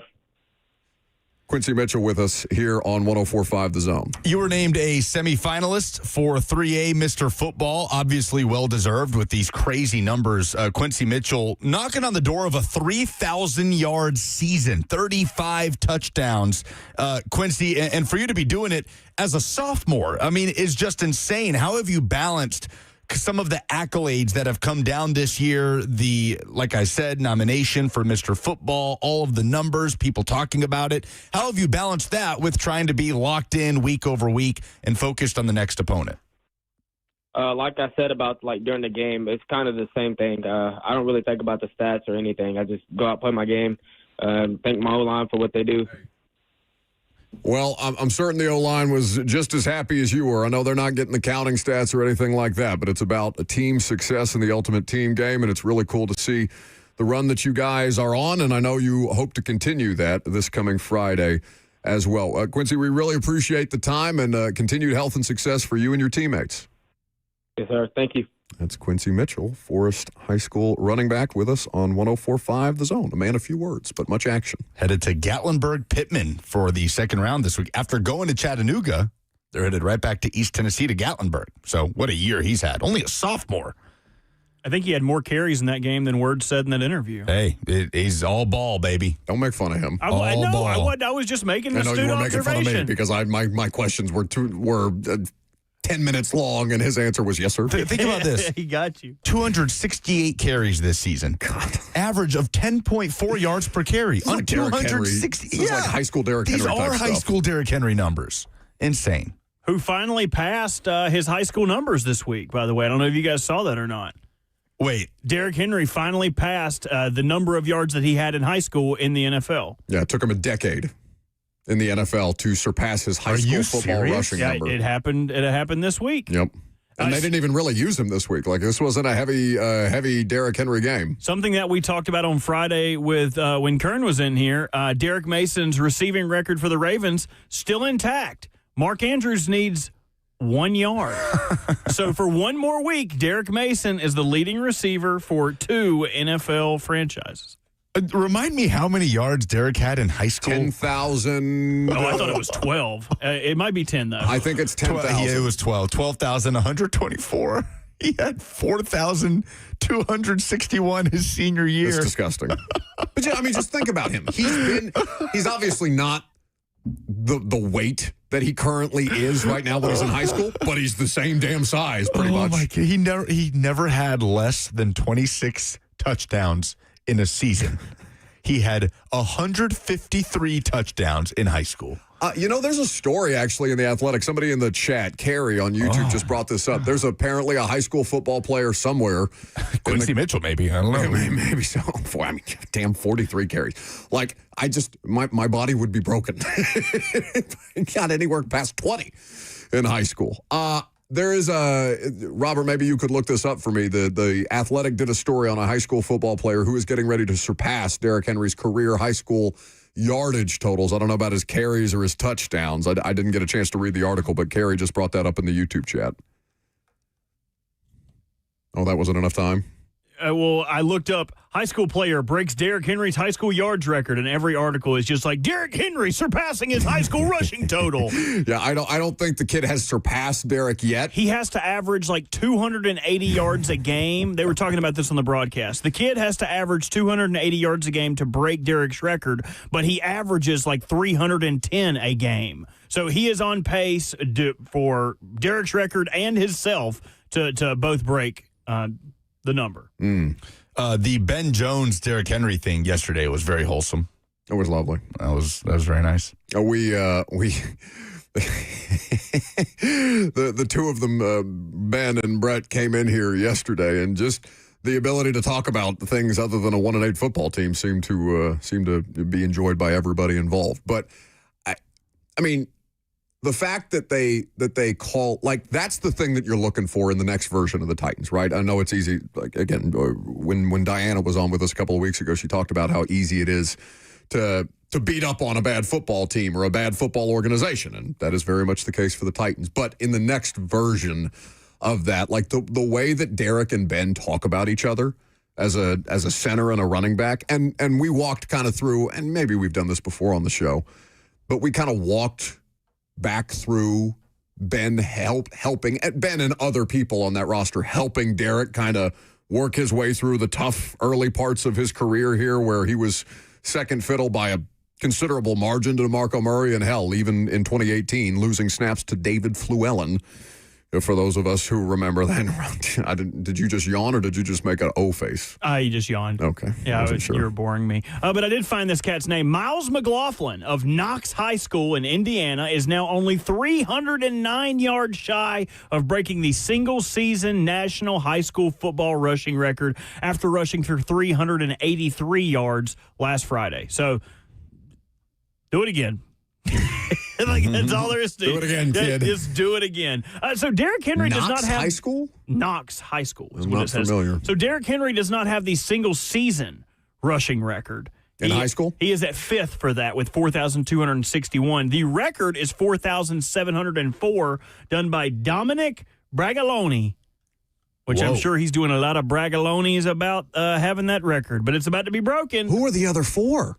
Or the other 3? So, Dominique Bragaloni from South Williamsport, Pennsylvania. Tyler Bell from Ventura, California with 4,495. Eric Melcio? I don't know. I'm terrible with names. From North Vista, California with 4,459. And then Miles McLaughlin 4,396. I wondered if Jalen Hurd would be in there. Nope. He has the Tennessee I've got the top record. 10. You know, Kellen Overstreet, he's on here. Zach Barkett. Is there an NFL name on that list other than Derek? I feel like I know Travis Henry. Travis Henry, yeah. Tennessee, obviously. VFL. Okay, well, he's also on this list. Him and Derek. All right. So another weekend of high school football on tap as the playoffs continue. Lucas mentioned that MyTV 30 is off this week. What's the best matchup of is there anything that you're paying in particular attention to at this point in time in any level of high school football?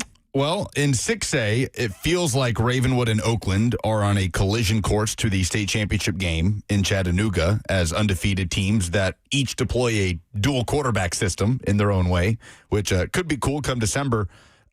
Ben Jones, speaking of, Ensworth gets a rematch against CPA. That's a CPA team that's banged up, that has had a crazy hard schedule, but are dangerous nonetheless. And they go to Ensworth in the D2 AAA quarterfinal this Friday. So, a few good matchups. A lot of cross mid to east to west Tennessee matchups. A lot of traveling being done this weekend.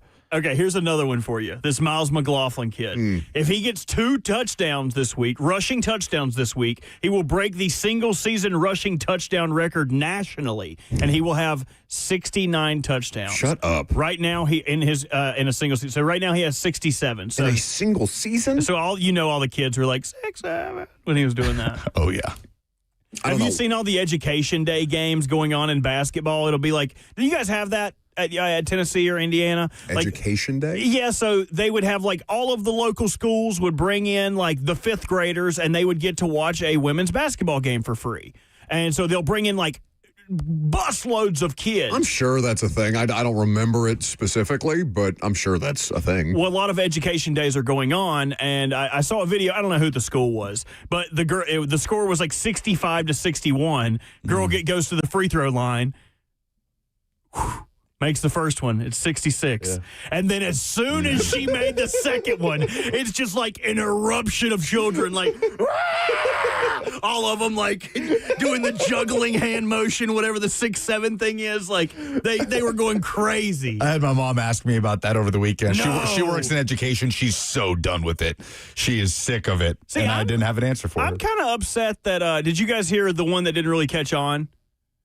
It was start digging in your butt, twin. That didn't catch on. I thought that would have caught on. Start doing what? Start digging in your butt. Start digging in your butt, twin. Got a break. It's the children who are wrong.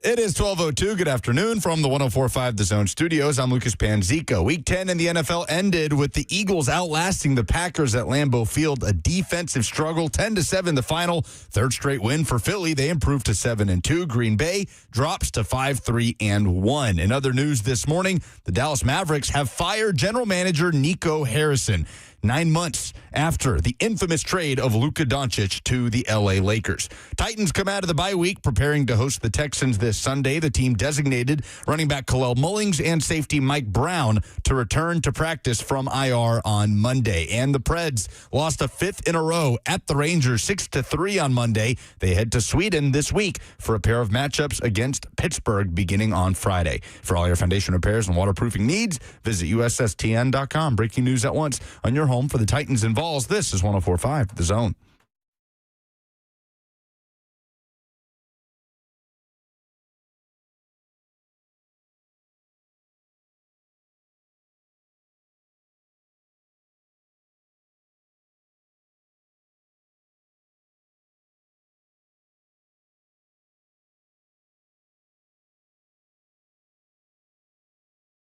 Once again, Lucas Panzica lied to you when he said he's got the latest and greatest in breaking news, because we do have a Titans-related development. You want to apologize to the audience? I apologize for nothing. This came out 30 seconds ago. Yeah, sure did. You are responsible for breaking news, and you failed to do your duty, just as L'Jarius Sneed has been indicted for failure to report his felony in Dallas County. This news courtesy of Paul Kaharski at paulkaharski.com. I'll just read it to you because it's brief.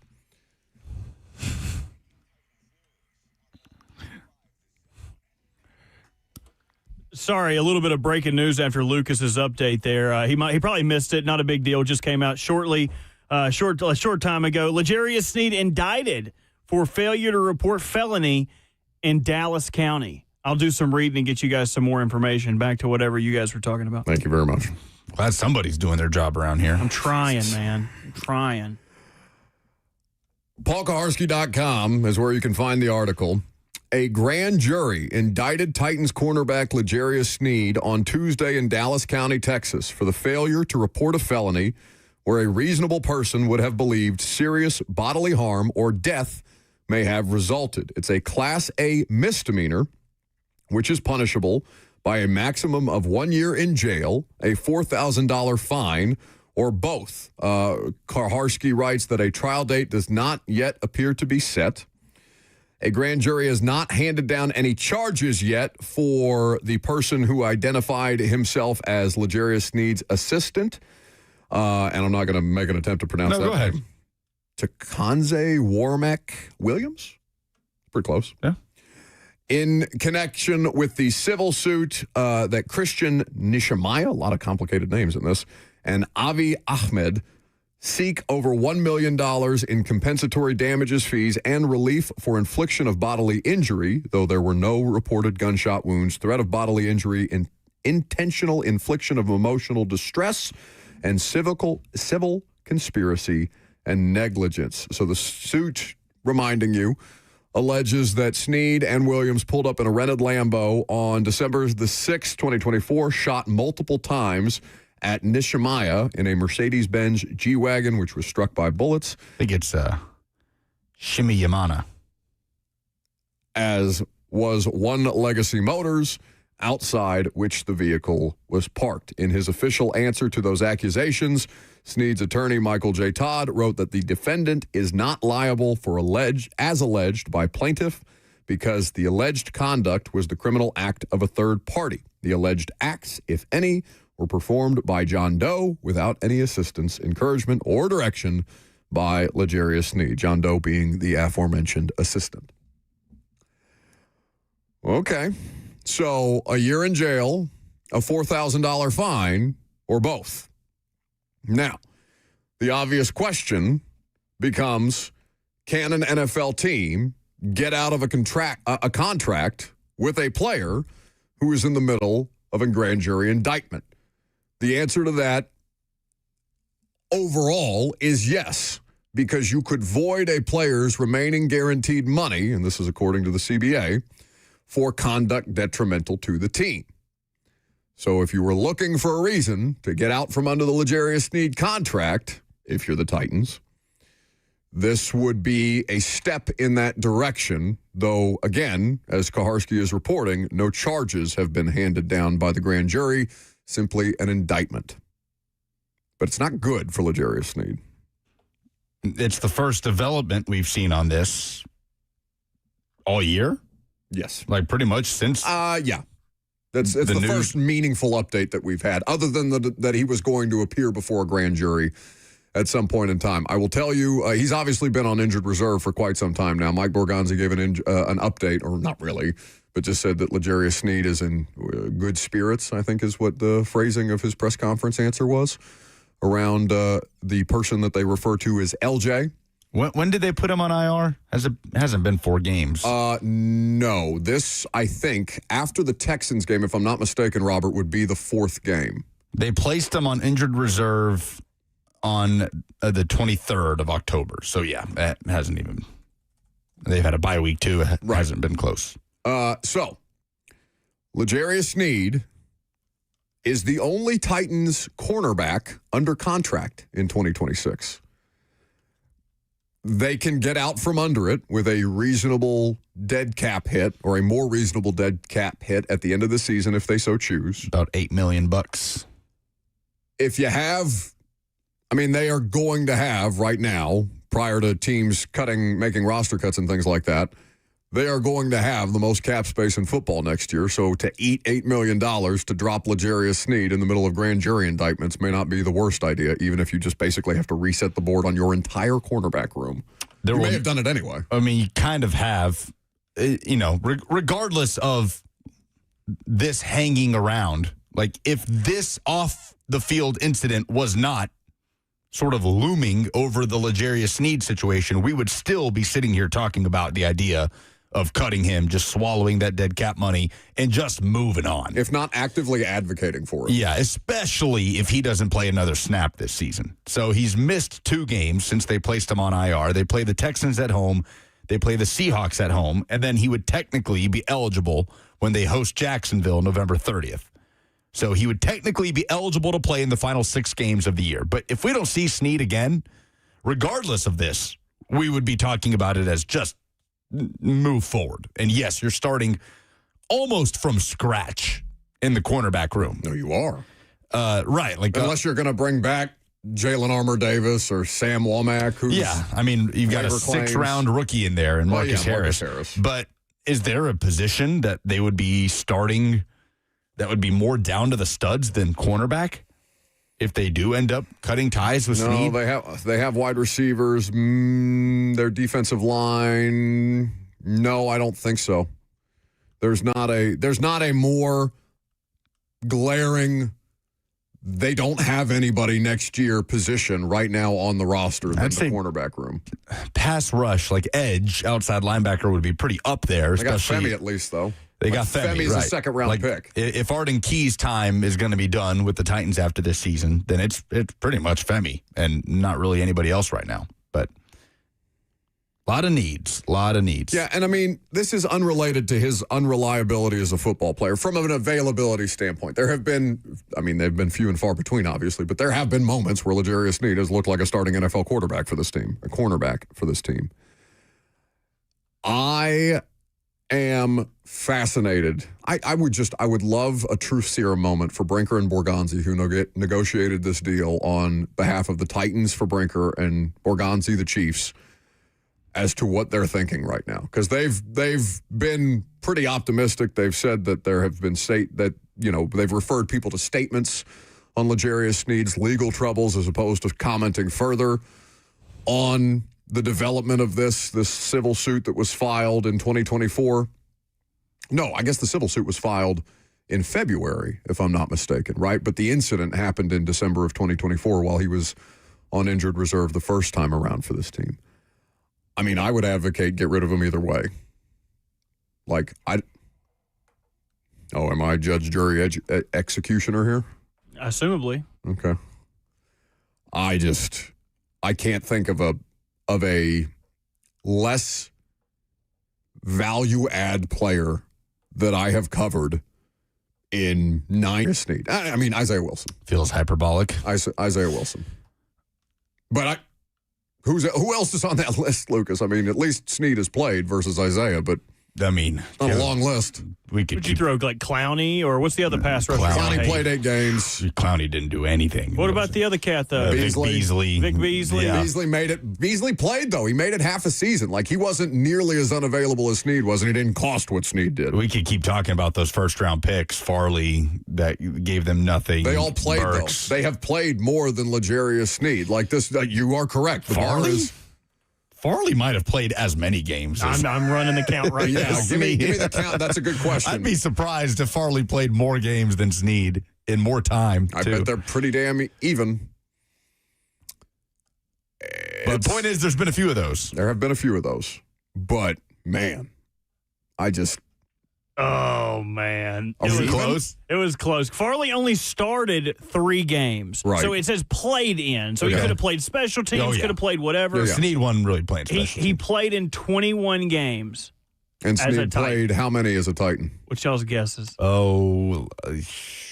8? 9? He's played in 12. 12.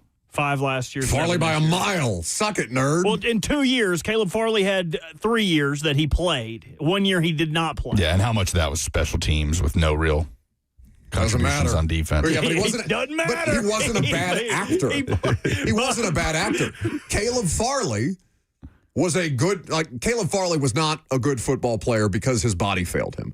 Caleb Farley was not an alleged bad person, as is being alleged or now indicted of L'Jarius Sneed's circumstance. Now, it's failure to report. He's not being charged with the actual shooting incident. They're still working through the minutia of that. We do really need to call Dan Lust on a variety of different subjects, it seems. But give me one reason to keep him. Yeah, no, I don't have any. Yeah. All right. Jason Fitz next.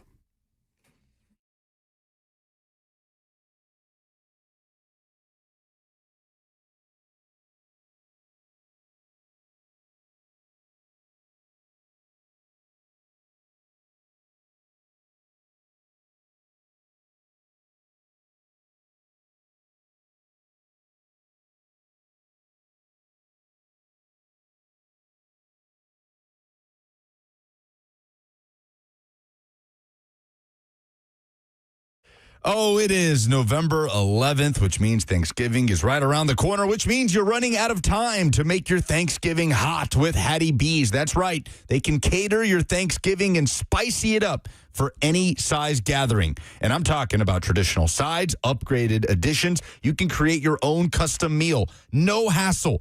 A whole fried turkey, sliced turkey breast, cheesy hot chicken dip, whipped potatoes, Bishop's carrot souffle, and yes, they've got the classics, cranberry sauce, giblet gravy, dessert, so much more. And like I said, supplies are not going to last forever. So go to HattieB.com or download the Hattie B's app today. You get a free dessert just by doing so. If you're hungry for lunch, visit any one of their 7 Middle Tennessee locations, the Factory at Franklin, Lower Broadway, Melrose, Midtown, Nashville West, and the Nashville Airport. You know it's the best hot chicken. The sides are the best around. The desserts, that banana pudding, the peach cobbler, you can't go wrong. Also, let them fuel your tailgate or watch party. You can enjoy Hattie B's as well inside of Nissan Stadium when you're at the Titans game on Sunday. But don't forget to make your Thanksgiving hot with Hattie B's.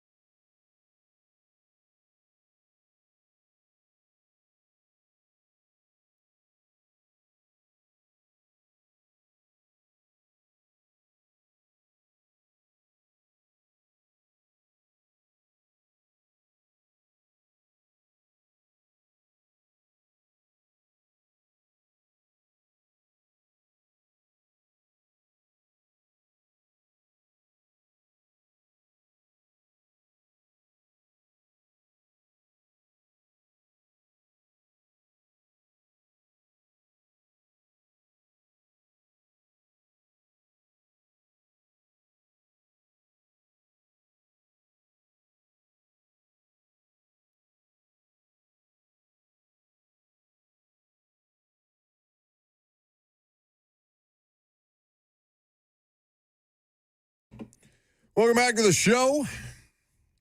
Fueled by Hattie B's Hot Chicken, where, Lucas, they have what kind of gravy?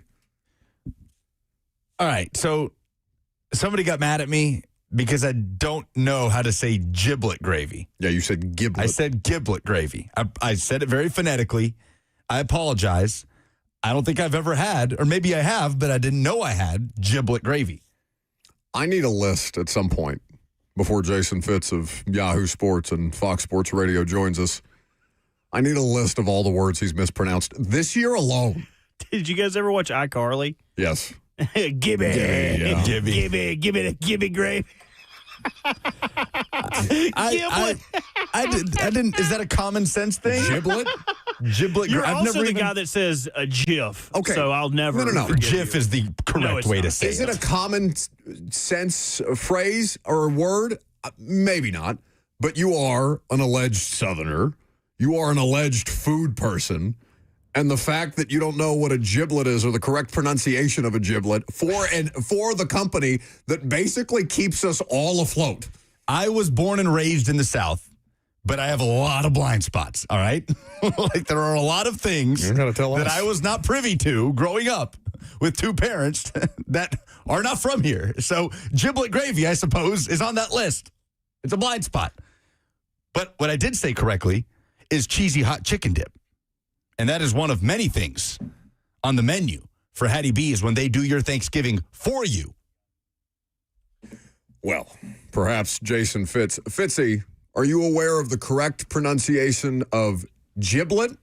Or are you also somebody who refers to it, as Lucas just did, erroneously as a giblet? I am originally from Las Vegas. I have lived all over the country and did not live in Nashville until I was, in my late, almost 20, I think is when I moved to Nashville in 97, 90, like right around that. Yeah.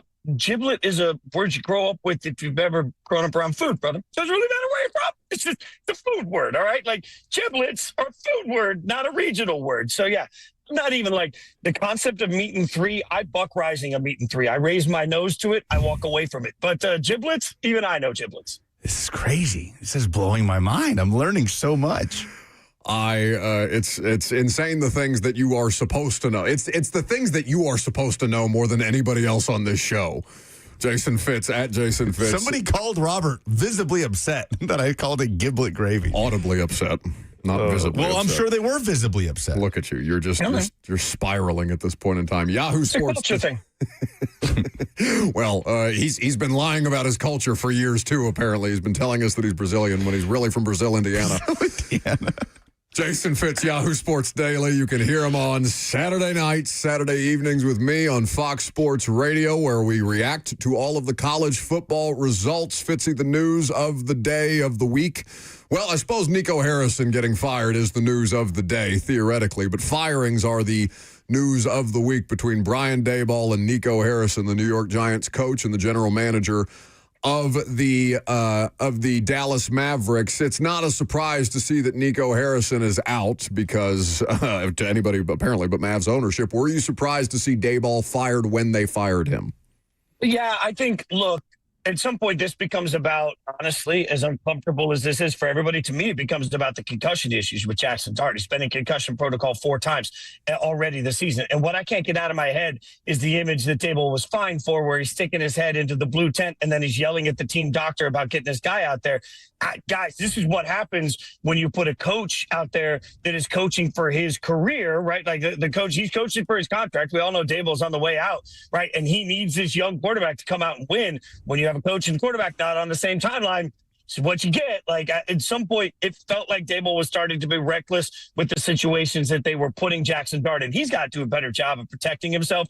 But at some point, I can't get the concussion thing out of my head. It speaks to, I think, why the Giants felt like a move needed to be made. You make a move right now because you don't want the existing staff to do any more damage to your quarterback. It's clear that's what they believe, the Giants organization believed fundamentally Daboll was doing. So, I wish him the best of luck wherever he's an offensive coordinator next year and maybe back in Buffalo. But this thing had to end for the Giants. Yeah, I mean, he's 20-40-1 as the Giants head coach. He's got a playoff win to his name, and he did help earn Daniel Jones a fat contract that didn't age well, obviously, and now Daniel Jones finds himself as an MVP candidate in Indianapolis on one of the best teams in football. But to your point, Fitzy, not just the idea that he would jeopardize, or not intentionally, of course, but it's the same reason that you fire Chris Greer before the trade deadline in Miami. You don't want that person making moves out of desperation that would not benefit the long-term future of your football team.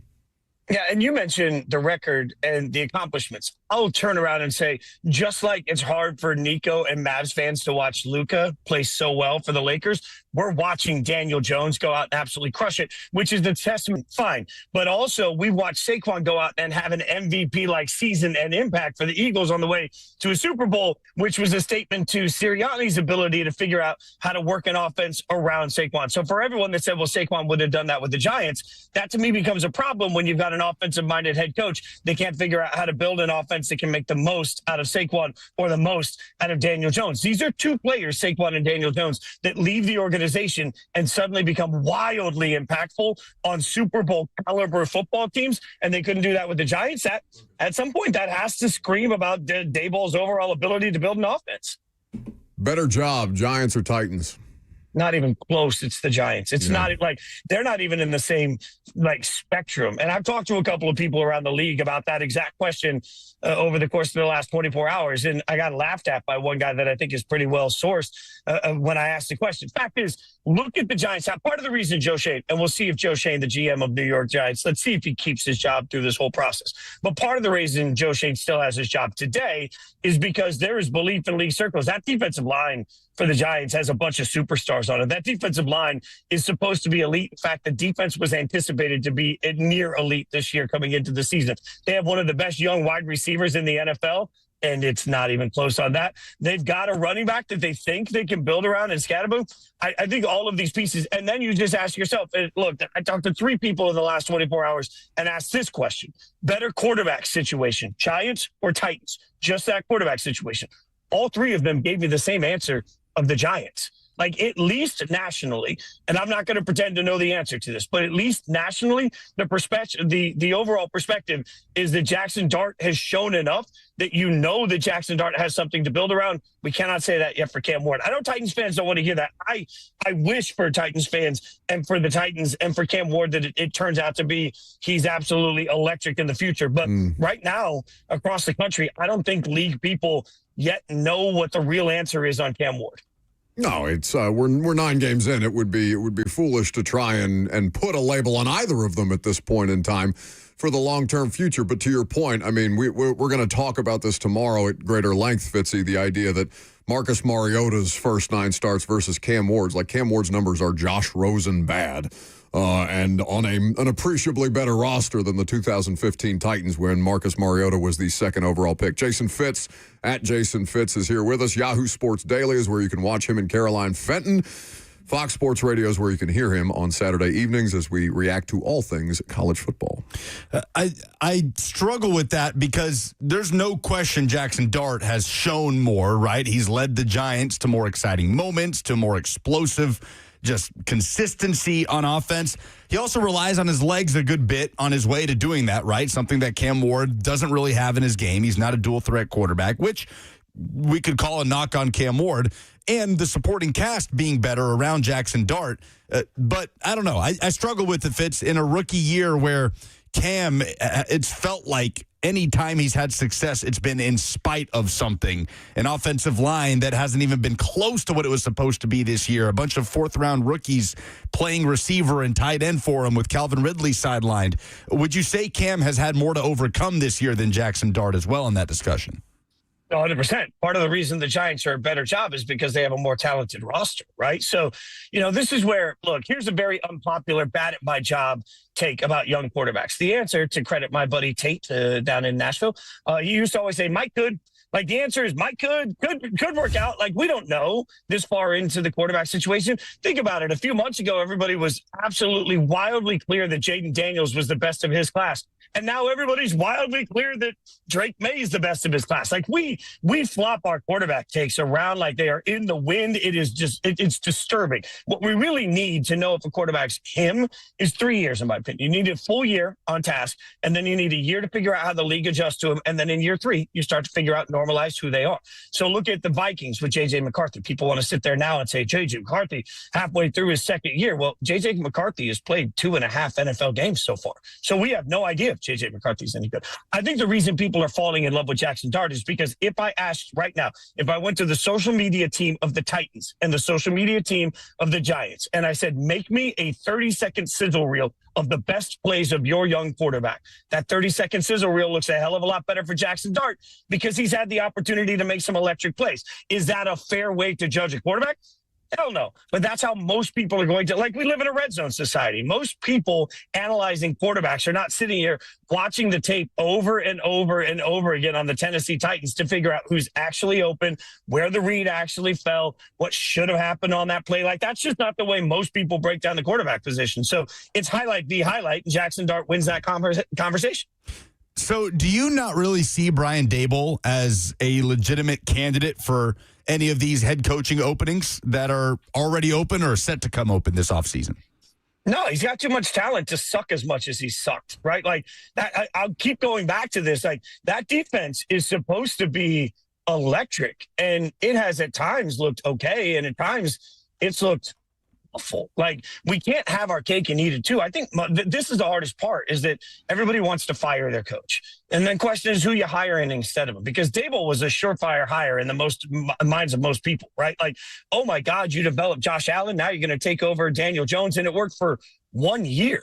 And then all of a sudden the entire thing fell apart. Like this is wild when you see how good it was versus how bad it is and then try and make sense of it. I think the best thing that could ever happen for Daboll is he does to Josh McDaniels. Honestly, the best thing for him is to go back to like, look, let's figure out whatever's going to happen for Buffalo the rest of the season. Maybe their offensive coordinator ends up in line for some other jobs. If Joe Brady's their offensive coordinator, maybe Brady ends up somewhere else. And that brings Daboll back to Josh Allen. Language is going to be the same. I love that fit for Daboll, but I think Daboll needs to go somewhere with the quarterback, kind of like Cliff Kingsbury had to do in Washington, and sort of kind of like Josh McDaniels continually does to go back to New England. Like sometimes you got to go back, get a quarterback, and remind people you're good at what you do. Because right now, what's the one calling card that we look at for Brian Daboll that makes me think he should run my organization? Jason Fitz is here with us. LaFleur and Sirianni squared off, I guess you could say, in terms of who wanted to lose that game more. Ultimately, the Packers, who are inept right now on offense. It's crazy. And I know that Tucker Kraft is hurt, and that's a big part of their offense, but it shouldn't be that bad. In Green Bay, the Packers lose in Lambeau 10-7. They've had some very perplexing losses this year, including to the Browns and the Carolina Panthers. That Panthers game in Lambeau, by the way. Should Matt LaFleur be on the hot seat? I don't think so, but I do think that there's a real conversation to be had about Jordan Love right now. Like, Buck, you know this. I've told you this before. I grew up poor, right? And like, so let's go to you walk into the grocery store, right? And you walk into the grocery store and you can't really afford, Dr. Pepper. So what do you buy? You go into your local Kroger, you buy Diet Dr. K. That's Jordan Love, like Diet Dr. K. Sometimes you'll buy it and you're like, man, this generic brand is pretty good. And that, like, there's been those games. He's had a couple of games where you're like, no, this is just as good as Dr. Pepper. I don't need anything else. This is perfect. And then sometimes you have that same and you're like, oh, this generic brand, not good at all. Like sometimes it's like bad generic mac and cheese. And that's Jordan Love. Like he's the Wish version of an actual quarterback in the NFL. And sometimes when you order from Wish or Temu, sometimes you get a really good comp and it was cheaper and it was great and everybody's happy. And sometimes you look at it, you're like, man, that's probably just somebody's going to steal my credit card. I'm not actually going to get anything out of this. Jordan Love is so wildly inconsistent and so mid at most of what he does. I don't think we put enough attention on the lack of development for Jordan Love, which maybe flies in the face of LaFleur at some point. But man, to oversimplify, I don't trust Jordan Love far more than I don't trust Matt LaFleur. Jason Fitz with us. Switching gears a little bit, Fitz, as we get the second college football playoff ranking of the year later on tonight. Obviously around town here. What Vanderbilt. was that noise you just made? Did you just groan sexually? I went, ooh. Let him do his thing. Ugh. Vanderbilt outshooting Auburn 45-38, overtime. First time in Vanderbilt's history they win a game despite giving up 38 points. Crazy game. Diego Pavia, signature performance. What stands in front of Vanderbilt and potentially getting into the playoff at 10-2 right now? Is it as much of a slam dunk as people are making it out to be that 10-2 Vandy with a potential win at Tennessee is in no matter what as they sit here at 16 and waiting to see what little number is next to their name after tonight? I think so. I think Vandy wins out and they're in the college football playoff. I believe that. I think this is one thing, though, people have to keep an eye on. Remember that the highest 4 conference champions automatically get in, and then the 5th rated, the highest of the group of 5 automatically get in. Where this gets complicated is as we stood through week 1, we had 2 bid thieves. Not 1, we had 2. So the group of 5 doesn't even have a top 25 team. So to be clear, the committee will then meet, if that's the situation, they meet separate and they just look at group of 5 and they decide who the highest ranked group of 5 team. Right now, I'm guessing tonight that the representative of the ACC through all this will be Georgia Tech. Georgia Tech is not going to end up a top 12 team, but they are going to get a bid. So where this gets a little bit spicy are bid thieves, because you certainly could have an example where a 3-loss ACC team wins the ACC, for example. Then what are they going to do? Like, what happens if the group of 5 continues to lose? And, like, how does all of this look? Do you get a weird champion out of one of the conference championship games? It helps everybody if Ohio State and Indiana just plow through to the Big Ten. That makes life really simple. They're both going to be in the college football playoff. And this is something that Buck and I talked a lot about on Saturday. When you really pare it down to what we're talking about, you know, you've got 5 slots that are taken, and Notre Dame, that presuming Notre Dame wins out, they're absolutely in this. So 6 of the 12 spots are already taken. Now you only have 6 at-large bids left. It gets a little complicated if it starts to get wonky for everybody, but I do think that if Vandy does the simple thing, which is take care of their business, they're in. I think if they cleanly take care of their business, there are no variables. Like, if they go in and do what they are better than everybody, including Tennessee, left on their schedule. If they go in and convincingly win these games, then the committee has no argument and Vandy's going to be in the college football playoff. Now, that being said, their reward for being in the college football playoff could be a nightmare first-round matchup. We'll see, but who cares about that right now? Just the thought that we're talking about them in the college football playoff could be electric. Apologize to Vanderbilt. I'm not going to apologize to Vanderbilt. Apologize to Vanderbilt. You kept trying to make me apologize to Vanderbilt. Look, I'm just saying the standard is the standard now. If you're going to be a college football playoff team, go win the games you should win, especially against the Auburn team. They did. You tried to kill them after a half. What does he need to apologize for? He tried to kill them after a half. We were live on the air when the second half started. He was ripping Vanderbilt up and down for even being in a close game against Auburn.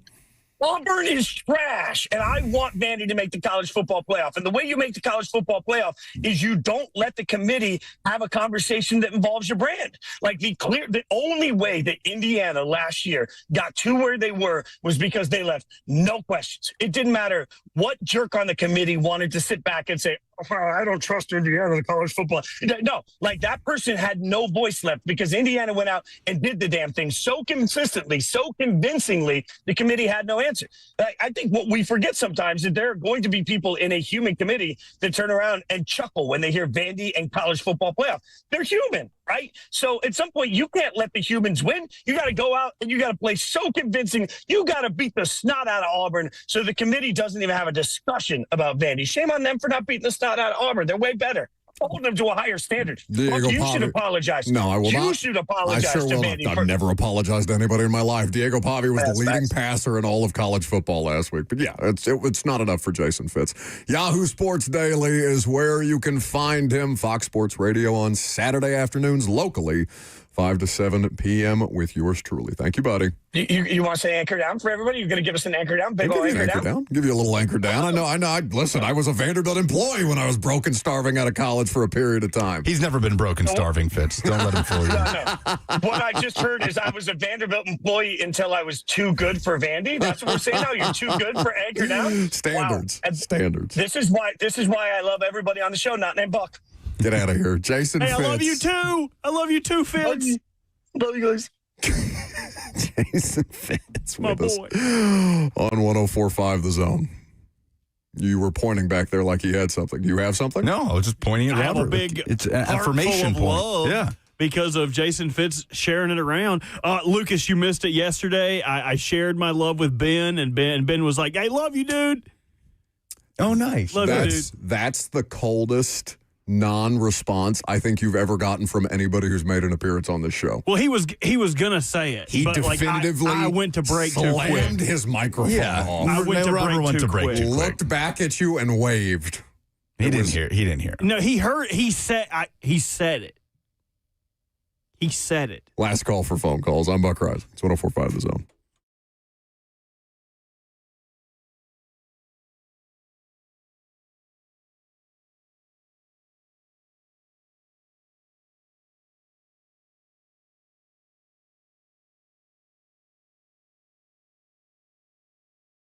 The Tennessee Men's Clinic is here to help you if you are somebody who's experiencing performance issues. It happens to a lot of guys as you age, as your body starts to change, and you want to make sure that those things aren't inevitable. That's what the Tennessee Men's Clinic has been helping guys manage since 2014. Get back to feeling like yourself.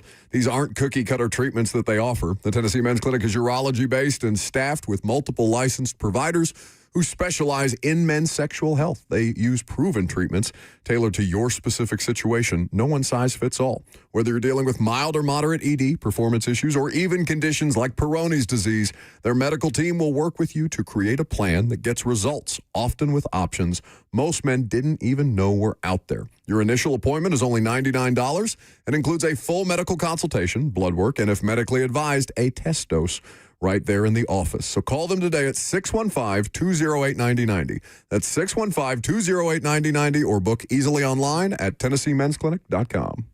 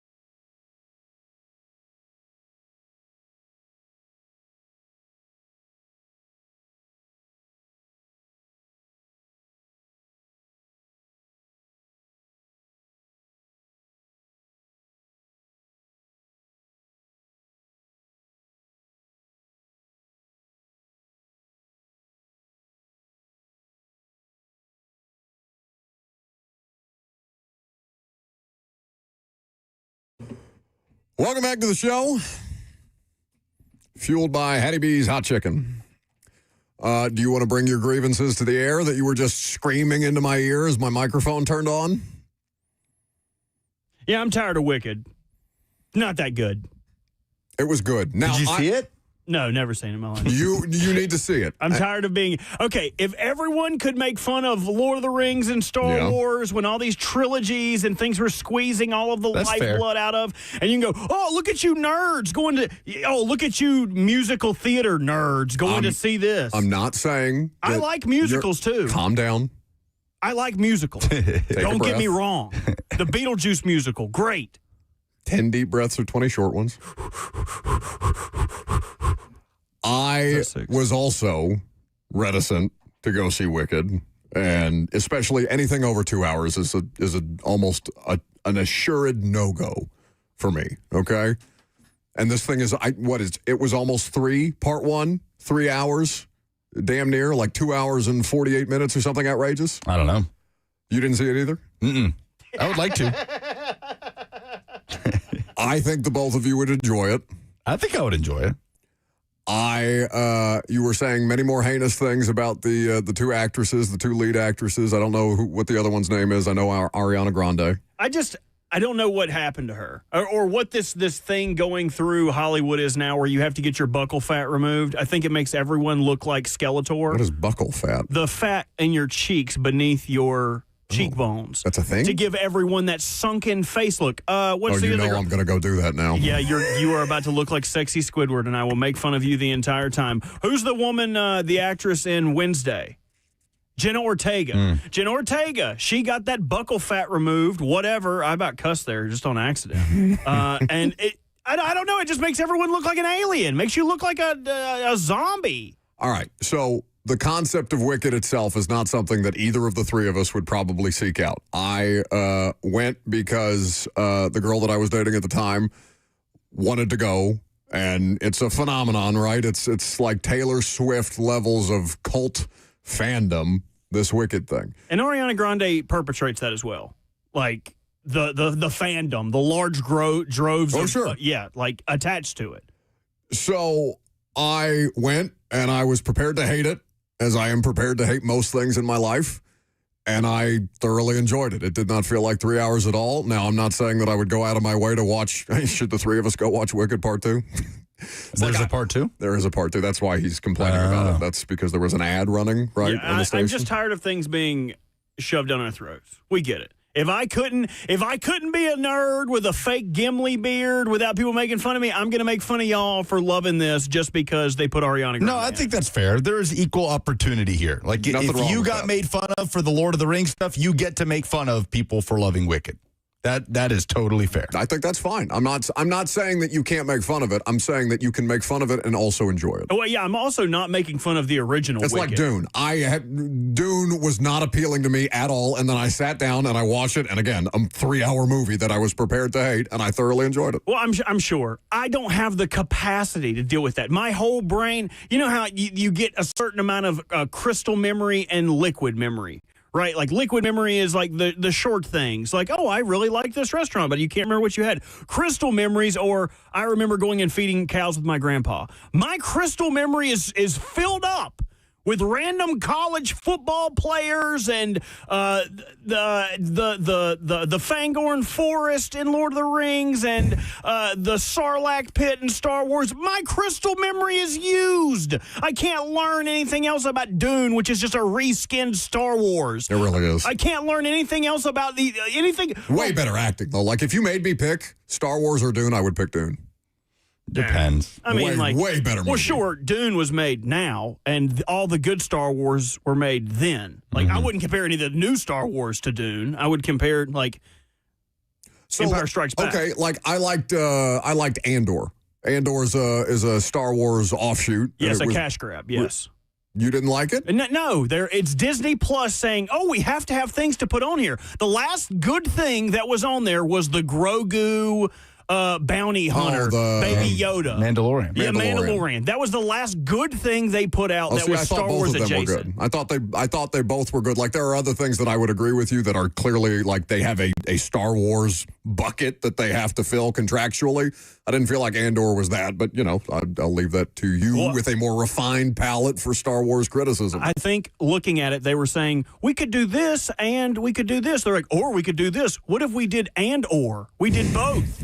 That's what it was. We need to play these polls because Lucas has been looking at pictures of pasta on his phone because he's got lasagna in the fridge and he's just waiting to get out of here. I've got some pasta in the fridge that you can't refuse. It's some lasagna made from Lorenzo, Lucas's father, and he's a good boy.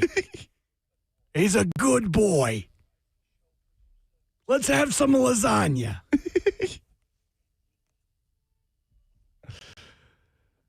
There are people arguing in the chat that Star Wars was written after Dune. And they copied them. No, they did it better. You guys are all mega nerds. That is true. You guys are all pocket protectors. You keep it to yourself. I don't care. I don't care. That is I don't true. care. It was written before, sure. You know how many books were written before the Bible? No, I don't. Bunch of them. Whole bunch of them. Presented by Two Rivers Ford, the South's most trusted Ford dealer. What in sports made you say, oh no, this weekend? Tyler says Butch Jones coming onto the field, asking where the fans are before the Arkansas State game, the loss against Southern Miss. Joseph says Messi against Nashville SC. Oh, my God. Yeah, 2 goals. Nashville falls in game 3 to Miami 4-0. The season is over. Historic season, but yeah, bitter pill to swallow for sure. Felt like Nashville had an opportunity to go in there and shock the world. 2 goals and an assist, right? He was awesome. Yes, he's just been on a crazy tear all year long. What is the better job, Titans or Giants? 56% say Giants. I'm surprised that's close, but understanding that Titans fans want this to be a more appealing job, I get that. Can lobsters live forever? 70% say no. Robert? Sorry, Zach was asking me to use his headphones, or my headphones. 70% say no, lobsters cannot live forever. Oh, well, you're wrong. Okay, they can't live forever biologically. Biologically, they eventually get so large that they can't support the energy necessary to function as that large of a lobster. But biologically, they can live forever. Look it up.